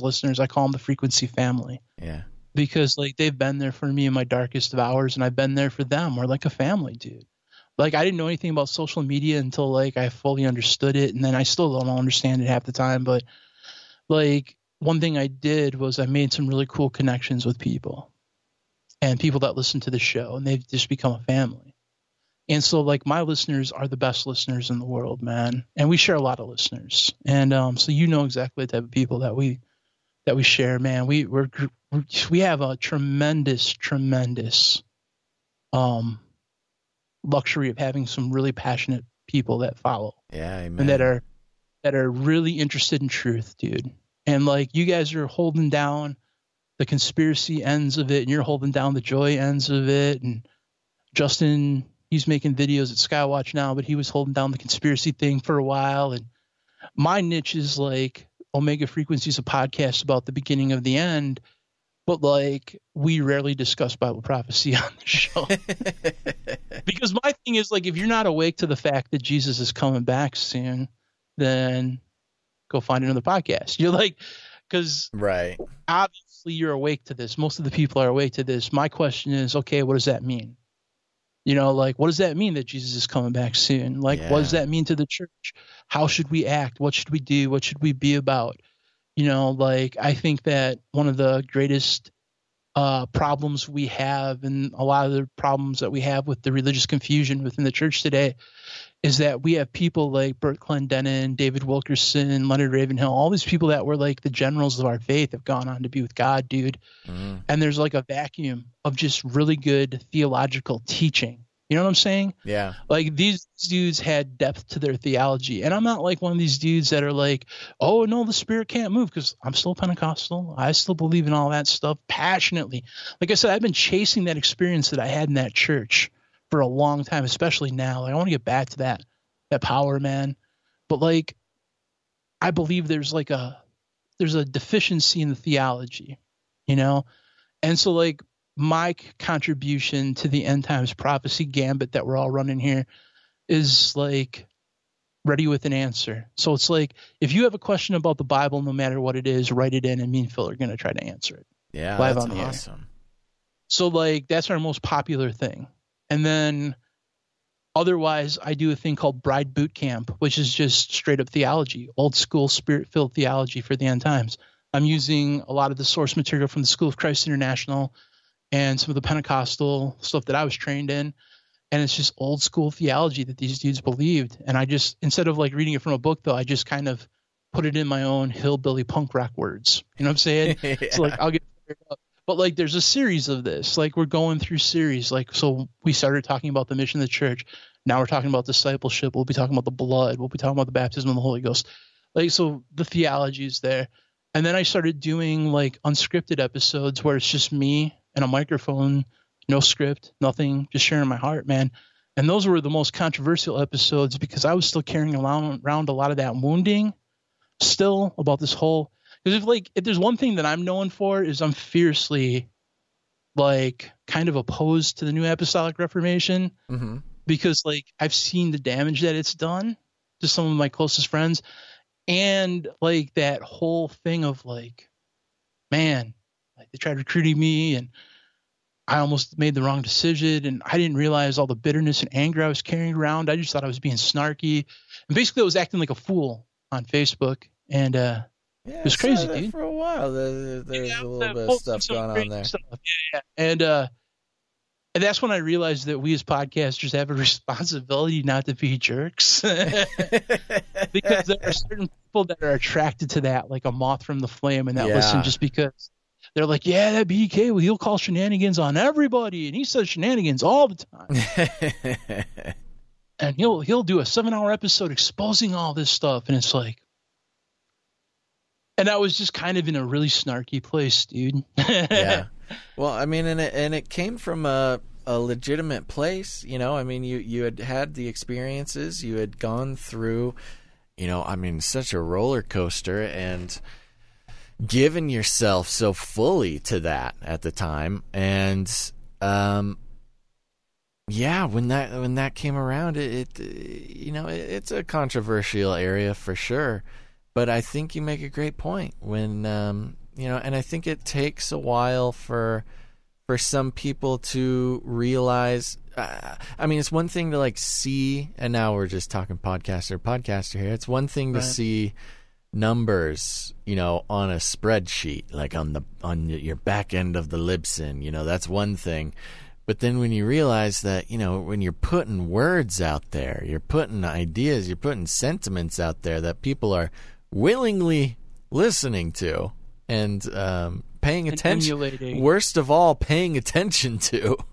Oh, worst of all, emulating. Yeah, like, right. I set off a series of people making memes, and it's like, oh, BDK is doing it, we'll do it too. And like, yeah, it's crazy, dude. And you know, and I was being an arsonist, you know, right, with my words. Right. And the point is that we can all do that. I mean, you and I as podcasters, we have a maybe a little bit more of a unique experience, but everybody out there, you know, especially with Facebook, we all have hundreds of people who see, you know, everything we post on Facebook, and when all we're posting is this inflammatory, you know, shenanigans, to put it in your language there, that's the stuff that spreads, you know, instead of trying to focus on what's edifying and helps progress all of us towards Christ. And you just get caught up in all the nasty, toxic stuff that's going on. Yeah, and it's like, and you get a lot of good feedback too. And I was just kind of really, I don't know, I had a love-hate relationship with some of the listeners of the podcast who were like rabid members of the family, but then I started like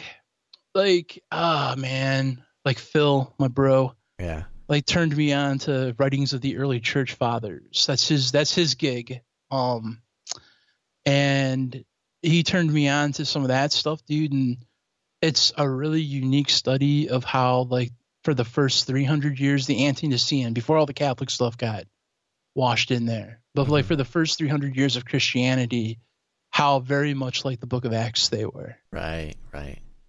Like, you read the writings of these people, and they're just like, they're kind of like Paul. They're writing letters to their congregations, or they're writing apologetic works. Like, a lot of the early church fathers have like these things that are in the defense of heresies or things like that, where they're calling out these Gnostic heresies within the church. And it's like reading the front page, man, of like evangelical Christianity in America. Right. You know what I'm saying? Yeah. And it's like, wow, how cyclical is this? Like, and then like to understand, like I was presented like with 5 questions, 5 teachings of Jesus.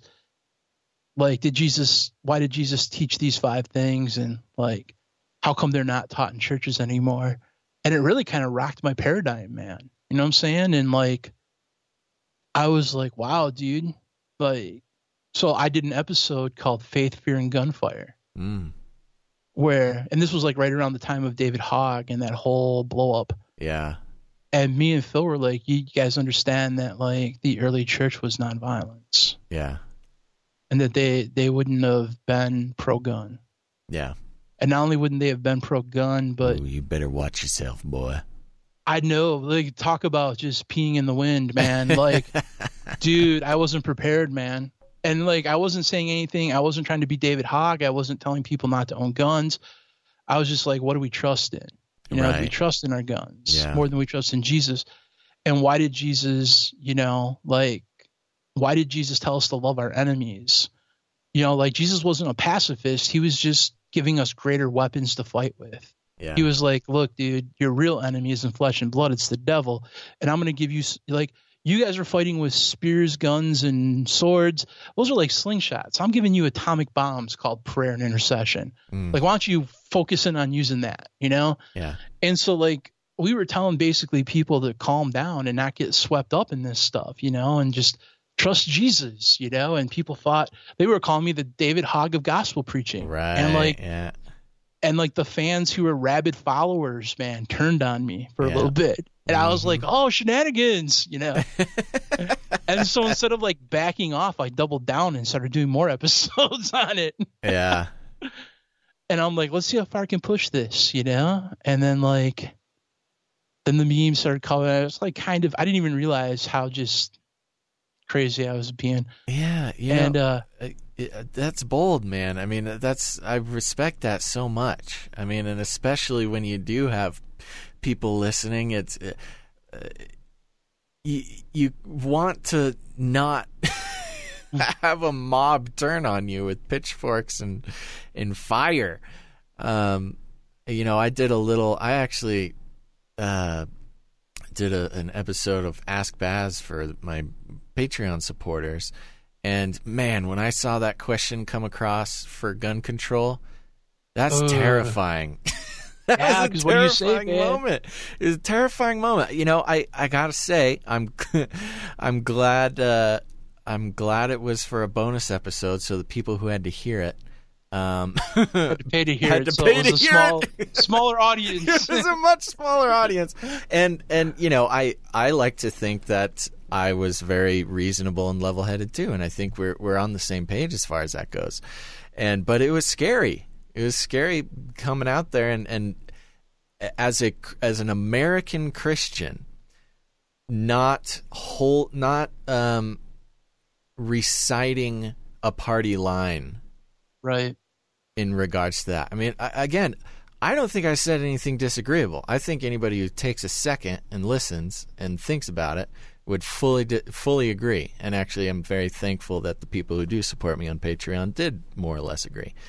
But you know, it's scary when you have this politicized Christianity in America, especially, which is pretty far from like the original, you know, the way that the church was set up. Now you have this sort of a politicized Christianity, which is relatively new. I did a little history on politicized Christianity. I mean, it's like less than 100 years old. It would be the most foreign thing to the early church. Oh my gosh. It would be the most foreign thing to, yes, you're correct.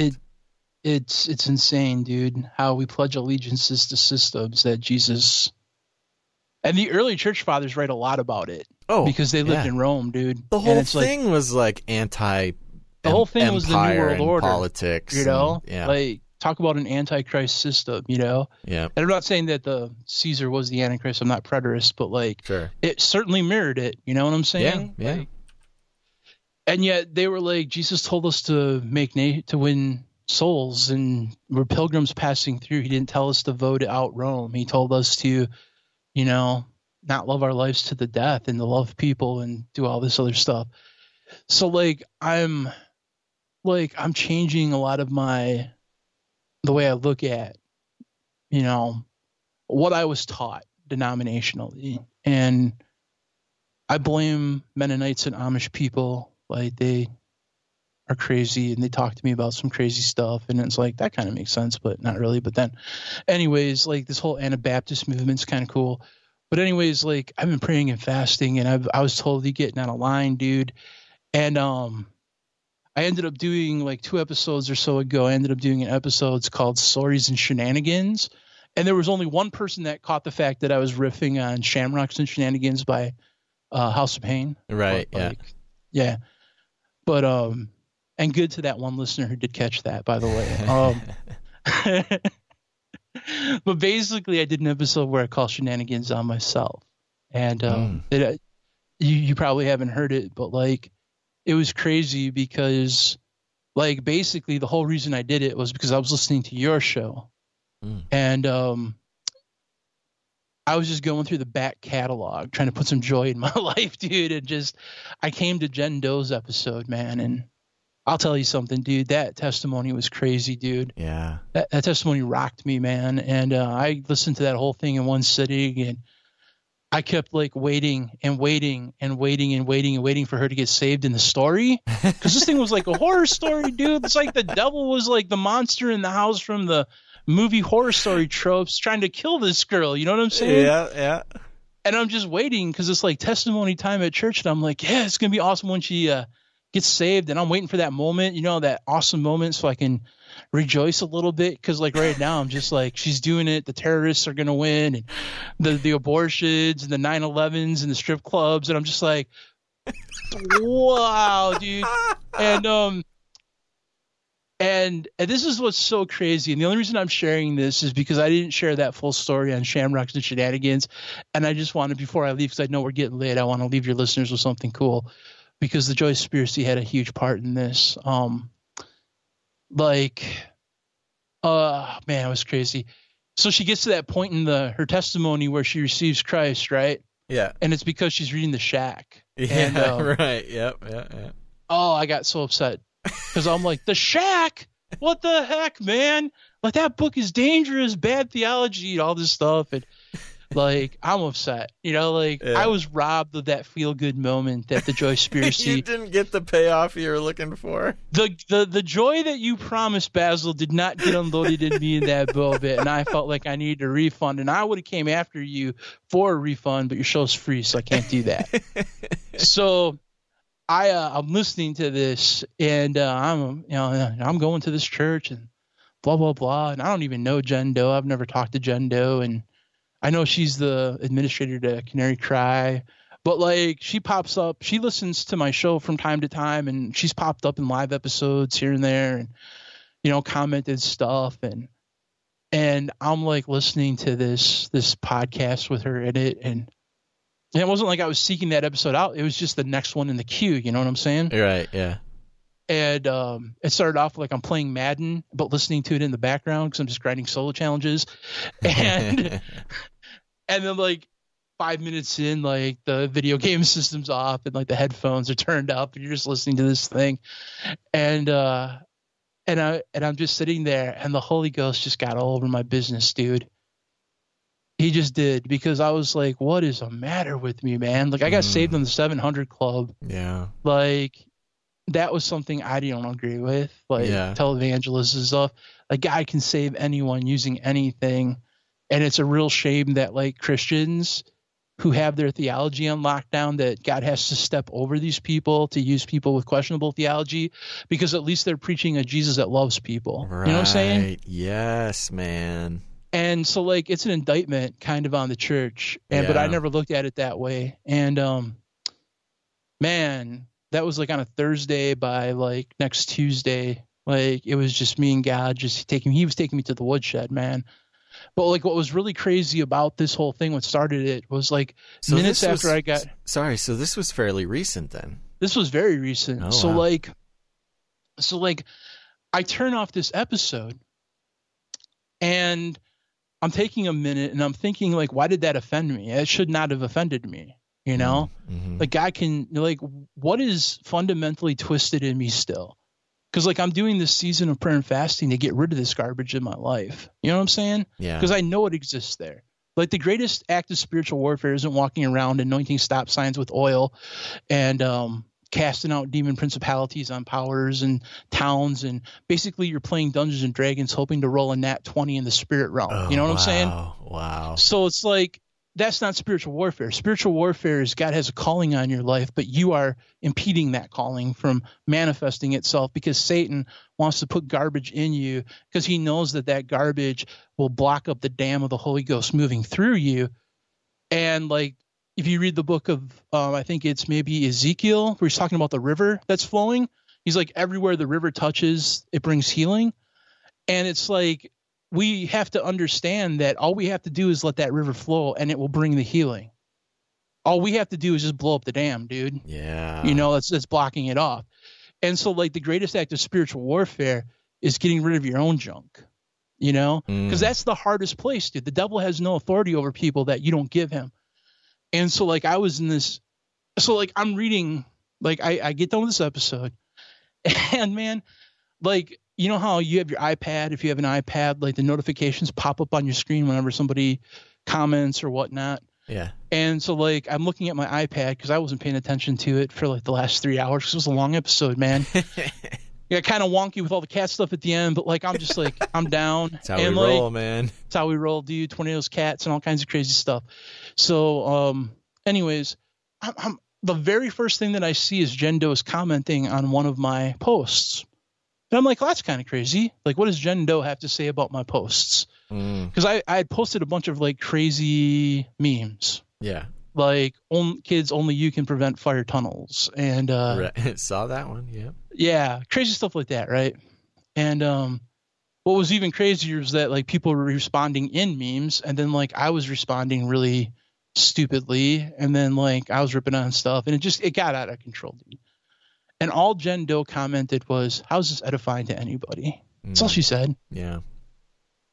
But she could have like thrown a boulder at me, man, at that point. You know what I'm saying? Because I just got done listening to this, you two guys talking about all this stuff, and like I felt like an idiot, and like, oh wow, I was just like, man, like what's up with this? And so like I really did some inventory of my life, and I let go of some of that anger and that regret with the whole religious stuff in my past, and God just shined a light on some really just dark areas in my life, man, and I just let it go. It was freeing, man. But like, here's the crazy part, right? Like, so Jen hears this episode, this Story and Shenanigans. I didn't mention her by name, and I didn't mention the Shack by name or anything like that, but people figured it out pretty quickly who I was talking about. And like, she figured it out instantly. And she got a hold of me via the messenger. And like, I really want to talk to you on Skype. And I'm like, all right, fine, cool.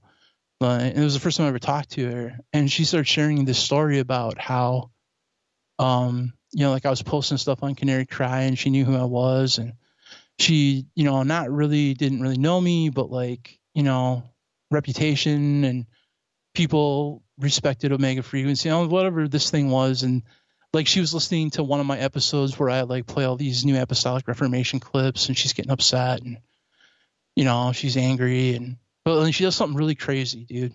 Right. Yeah. She goes to church and starts worshiping God, and starts interceding for me, who she's never met, never talked to, by name. She's calling me out and just asking God to like soften and break my heart. Wow. Like, but see, if that's the thing, right? We're sitting here at like 1:00 in the morning, my time, and we're talking about podcasts, and we're talking about all this crazy stuff, and we're laughing about cats and Amazing Grace being in hymnals and all kinds of crazy shenanigans. And I just want to say, like, in this thing called the podcast and a Canary Cry page, which is why it's so sad that like all we want to do is fight about the shape of the earth and this garbage. By the way, I never answered that question. I believe the earth is in the shape of a stop sign. Oh, so just stop. I know just there's stop. some biblical references for that. Yeah, just stop. That's just good. Stop. I have no dog in that hunt. Here's the thing. Like, you guys didn't set out to make some sort of crazy thing, and Jen didn't know me. I didn't deserve for her to pray for me when I was belittling her beliefs. And yet the body of Christ is so amazing, dude. And these things that we record, like, you don't know, man, who listens to them and what it does. Yeah. And it's like, that girl prayed me through something pretty horrific in my own life. And like literal, like almost scales fell off my eyes, dude, to the snarky. Now, like, I love to joke around, as you can obviously hear. I love cutting up. I believe joy is a huge thing, man. I believe there's a time for joy. There's a time for mourning. There's a time for laughter. There's a time for weeping. I believe all that, man. But like, to be honest with you, man, like, Satan had stolen so much joy from my life. And if it wouldn't have been for the Joy Spiracy podcast, like, I'd still be in that crappy place, dude. Wow. But that's just because we have people that listen to us that actually care about us, which is more than a lot of times we deserve, but they do. Like, and it's not just Jen. There are people that are part of the Frequency family that pray for me, man. Like, they write in and they're like, can we donate to your ministry? And I'm like, I'm not a ministry, I'm a podcast, and I don't take donations. And I'll like, but you can pray for me. Like, if you can pray for me, that would mean the world to me. And then so like those people are writing in every month, like, we're praying for you. Like wow. instead of like sending me in money every month, Yeah. they write in and tell me how they're praying for me that month. That's amazing. You know, that's great. But that's awesome. And I'm like, I'm not against people taking money. Like, it's cool that you guys have Patreons and stuff like that. I totally get that. It might even get to the point one day where I might have to do that. But like, it's amazing the type of listeners that we have, dude. And I just want to thank everyone that listens to the Joyspiracy, because like, even though this isn't my podcast and I don't know you that well, man, like, you guys have been a lifeline to me. And I know we have a lot of listeners that are in common and stuff like that, but you guys keep doing what you're doing, man. And if you guys are out there and you guys can support what they're doing, do that. Because like, they're doing things. I can testify that you would be surprised what just a little bit of joy can mean to a person that's going through a dark time. You know what I'm saying? And you'd be surprised at some of the outstanding people in this community who we like to laugh at sometimes, because when you're like, oh, you believe the shape of the earth is whatever, or you're causing shenanigans, and we're like, haha, that's kind of funny, but not really funny, but maybe it is, maybe it isn't. We got to laugh to keep from crying. Yeah, but like, you're doing a good thing, man, because like in the truther community, we get so burnt out, man, investigating all this dark stuff. It's really cool that you let your listeners come on and just share their stories, and you laugh with people and you cry with people, and like, it's awesome, bro. So thank you for what you're doing. And everyone out there that's listening, man, thank you for everything that you guys do for the community, for the truther community, and all the prayers that you guys pray. And just know that you bless us, man. Yeah. Amen, man. You know what, man? I just got to share with you now that it's my turn. I mean, this has been a wonderful opportunity to talk with you. Like you mentioned, we haven't really had a lot of chances to, well, 0 chances to talk. But this has really been a huge blessing, man. And I just want to let you know that, I mean, I just love your heart for the whole thing. I know this sounds kind of weird, but follow with me, punk rock hillbilly. I mean, the way that you're expressing sort of your feelings towards, listeners and everybody, like that, the frequency family and Canarians, as we call them on CCR, and I have yet to think of a clever name to call the Joyspiracy people. But it's so true, and it's so right. And this whole thing is such a weird product of the time that we live in, that has never happened before, where you're able to not just like put out broadcasts and have people listen to it or whatever, but then have those same people able to reach back to you. And I mean, I've been so blessed. And I've said it before, but I'll say it again, not just by the guests who come on the show. I mean, the opportunity to like talk to people and hear their stories. And yeah, I get some emails sometimes like, hey, that story was really sad and scary. That wasn't joyful at all.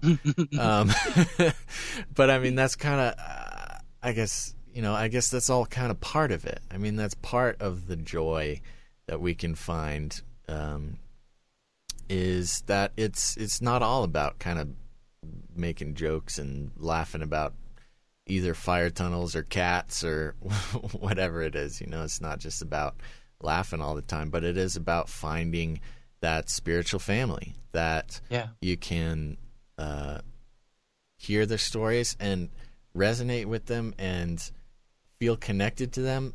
I mean, like you and I, man, I mean, we couldn't have too much more of a different background, but hearing your story and hearing just what the Lord's done in your life, and just the long journey that is life, and especially a life with Christ, is so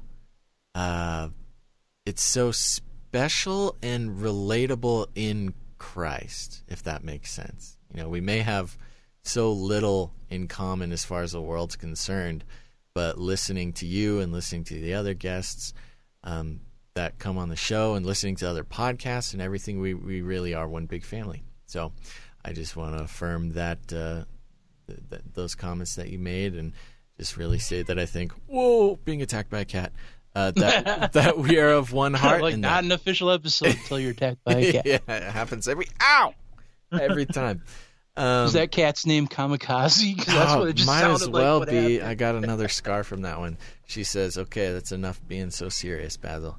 But yeah, no. Anyways, I thank you so much, man. I mean that means the world, and I know the listeners are just going to be so blessed by all the twists and turns and the amazing things that God's done in your life. And now, if they haven't listened to your show yet, they are definitely going to. So your marketing ploy to steal all my listeners is totally working. So good. Now, just to be honest, I didn't come on to steal your listeners. I came on to rile them up about the shape of the earth. Remember, that's what we established in the beginning. You're doing a good job. You did it. This is the ultimate troll, man. No, I'm just kidding. This is the long con. The long con troll. Yeah. Anyway, so that's great, man. Thank you so much. I mean, this has been such a blessing. And I have a feeling we'll probably be doing more stuff in the future. And so I think everybody can get excited about that, even if it's just being best buds. Sweet, bro. Thank you so much for having me on, man. You're welcome. And here's the thing. I know it's getting late over there, and I know you're trying to get out, but I'm on such a roll now with ending the show the same way every time. And so everybody wants to know, we heard about your nice fluffy cat. We heard about Demon Cat. Do you got any fluffy friends in your life right now? No, I don't have any pets. I don't have any pets, dude. Like, okay, that's okay. We're here for you, man. I'm not really a pet person. I like we've always had cats and we've always had dogs, but I'm really just not a pet person. And I know that makes me a horrible. Like, we were with BDK. He was our sweetheart till that last 5 minutes. This is why I couldn't let you go, man. You knew this question was coming. Oh, now I got trolled back. And I straight up trolled you. This has been the long con to take you down, bro. Like, you come on the show talking flat earth and the shape of the earth, and I'm just going to ask you about cats and whatnot. No, you know what? That's okay, brother. We got you've got pets in the spirit. You got the two Monties over here. They love you very much, and you can come give them pets whenever you want. That's cool, man. Yeah. Would it offend your audience if I said if I ever decided on getting pets, I'd get hedgehogs? Those things are adorable, man. No, actually, I think you just stole them back from me. I think there's a revolt against me, and now we all love hedgehogs more. Oh, my friend Kurt and his wife have the two cutest hedgehogs, man. Prince Peanut and Pepper. You can tell who named them. It was the girl. But, man, they are just rad little punk rock animals. Yeah, that's amazing. I did see a hedgehog recently. They are incredibly adorable. But there is no slipping the fact that they're covered in deadly spines. Yeah, but they're not that prickly, man. If you've ever held them and petted them, and they can get you if you're not careful. I mean, if you got to do it. I mean, people are scared of petting a cat the wrong way. But yeah, I guess. Yeah, but I've never been hanging out at 1:30 in the morning with my friend Kurt and his wife, and the hedgehog Kamikaze sneaks into his room, and it's like, you're not being joyful enough. Touche. Be happy, human. I will spine you. Okay, touche. Totally cool. Totally acceptable. We still love you, and we'll be praying for you in that regard. And then, I'll keep this one simple. Do you now, or have you ever juiced? Or do we need to keep praying for you for that as well? I have a Ninja blender, which is like, yeah, man. Yeah, and I went through stuff. Yeah, I went through a period where I was all about the juicing, but it's the hipster Eucharist, man. Now I'm just kind of like, I dig water and I dig coffee. Hey, you know what? I can't complain about that. Coffee is just bean juice if you think about it. It is, man. There's just something about having an iced coffee. Yeah. I'm a huge iced coffee guy. Yeah, man. Like, give me nice coffee every single day. Like, I don't like hot coffee. Like, Nope. I'll drink it if I have to, but like, give me some iced coffee. Put a little extra cream in there, a little Splenda in there, and just bougie boy. Just give me a little bit of that, and I'm fine. And you're off to the races, man. Yep, and then give me some water during the rest of the day, and I'm good. Well, that's good. Totally acceptable. All right, there you have it, folks. BDK, can you you wanna plug the show? Give some links real quick, just so everybody knows, because I encourage everybody to actually go check out your show. And I know I'm definitely going to be taking a long marathon to catch up on what you got going on over there. Because I just feel like doing it. I feel the call. I feel the calling. Yeah, man. The easiest way to listen to the show is just to go to omegafrequency.com or subscribe on iTunes. Or here's the thing, like if you listen to the Fourth Watch Radio Network and you listen to Justin's show or Phil's show, Reclaiming the Faith, if you have an Android phone or an Apple phone, there's a free app in the App Store for the Fourth Watch Radio Network. You guys got your app up? Yeah, like we were just on Apple for a while, and then Android was being jerks about stuff, but like we're back on. So like legitimately, all you really have to do if you want to check out episodes are just kind of, type Omega Frequency into any podcast browser, and it will pop up. Or if you download the app, you're going to get 3 shows that will really speak to a lot of people, and you won't have to worry about subscribing to 3 different feeds where it'll show up on everybody's feed. So there you go. The spirit will lead. That's kind of slick. Yep. All right. Then Kurt wanted me to plug that I'm on Instagram, like for all the kids, because apparently that is more popular than Instagram. Apparently is the new Facebook for the youngsters. Yeah, because mom and dad aren't on Instagram yet. Yeah, that's what he told me. He said, say that. And I'm like, okay. So like now we got 100 people that are following us on Instagram that are like, he's super excited about it. But hey, kiddies, we're on Instagram. There you go. Omega Frequency. And if you listen to a podcast player that supports chapter art and chapters, like Apple's going to be doing that. Like some of our episodes are optimized for chapter art and artwork. Hey, that's especially the Ready with an Answer episodes, because we'll answer like 10 or 12 questions in an episode. Mm-hmm. And like a lot of people are like, how come we can't chapter marker these things like a DVD so we can go back to the answers? I'm like, that's a great question. Yeah. So if you're listening to something like Overcast or something like that, you'll be able to see the chapters, and you'll be able to go back and forth the chapters when you put artwork in them for each and everything. Awesome. So in case staying up with the times, man. Yeah, like that was all Kurt's idea too. So like I said, he planned out a lot of stuff. Hey, I just tried to execute. Hey, that's good. You got one of those guys. Me and Gons, man, we're both just hanging on by our toenails here, trying to keep up with everything. So it's nice to have a guy like Kurt keeping you on the straight and narrow of the podcasting game. Yeah. All right, buddy. Well, like I said, this has just been a huge blessing. Thank you so much for coming on the show. And everybody, go check out Omega Frequency Radio. You're not going to regret it. And but you can still come back here. We're all friends here. We can just all listen to each other's shows. BDK, thank you so much for coming on the show, pal. Sweet, man. Thanks for inviting me on, bro. Peace. Peace out. What did I tell you? What did I tell you? Buddy Basil's right again, everybody. This was an awesome one. I hope you enjoyed that as much as I did. I'm just so grateful that BDK came on the show and shared such a wonderful story, opened up about what's going on in his life and his heart, and what the Lord's where he's being taken into the future. It's just such a beautiful thing, and so I hope you guys got as much out of that as I did. Okay, well, thank you so much to you Patreon supporters. You guys really, I can't thank you enough. It really gives me all the warm and fuzzies to know that there are people out there who are willing, even just to say, Yes, I agree with what you're doing, Basil. Amen to the Joyspiracy theory and pledging any amount. I mean, even $1 goes a long way.